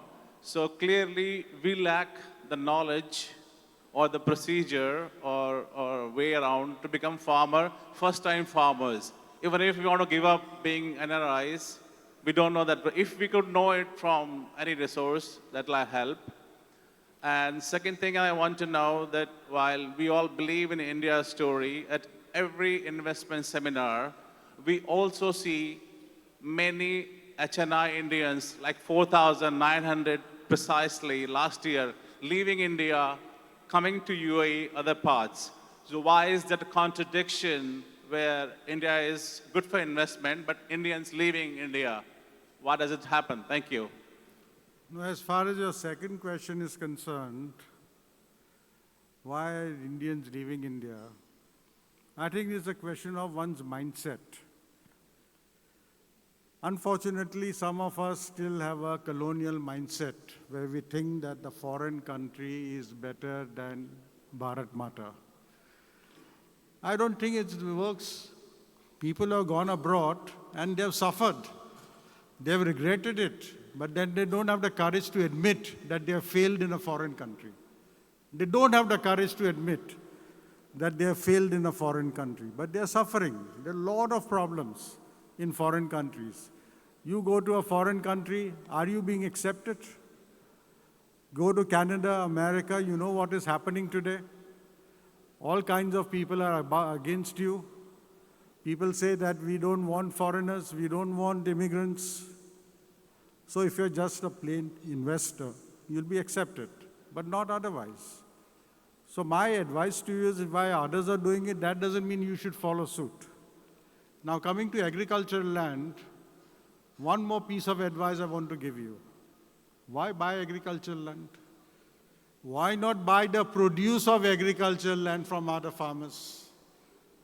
Why don't you rationalize, use your technology, use your knowledge, let the poor farmer produce, and you buy his produce, and then you process it, you export it, you do what you like. Today the reason why the farmer is not getting a good price is because the middleman is taking away the cream. So why don't you buy from a farmer, sell it to a supermarket straight away? A lot of people are going into that business now. So really you don't have to worry about agricultural land. Go into agricultural produce rather than agricultural land, and you'll make more money than buying agricultural land itself. Thank you very much, sir. Thank you. Can we have a big round of applause for HP Rana, sir?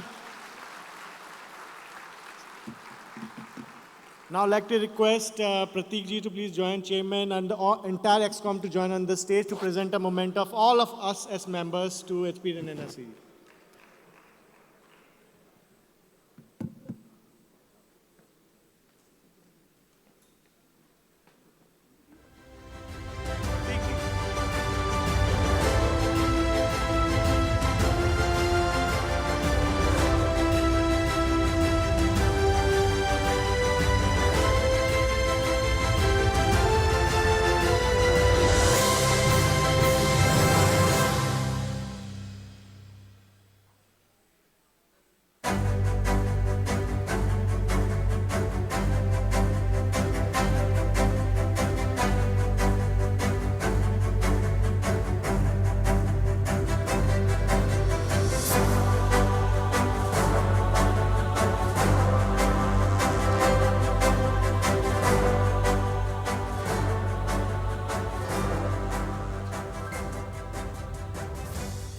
All right, so we come to the time of dinner. Before that, I want to just talk about one great offer from HSBC, one of our sponsors.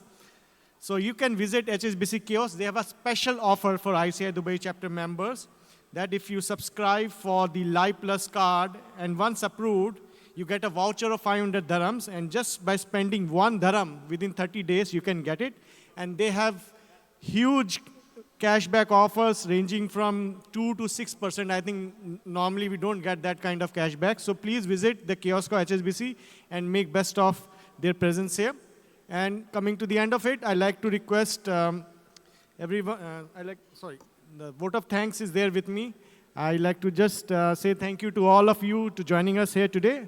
I'd like to thank our title sponsor, B&W Developments, event sponsor, ICAEW, Grey HR, Stockify, principal sponsors, Tally AGMC, Lulu, IFCO, Motilal Oswal, Ola Megri, our platinum sponsors, UHY JAME, SBC, HSBC, National Bond, CLA Emirates, HLB, and I'd like to thank our media partner, Khalij Times, insurance partner, Policy Bazaar, institutional partner, Delhi Private School, and banking partner, Bank of Baroda, valuation partner, Windmills. And at the end, I would like to thank each one of you for attending this session. Thank you, and have a great evening.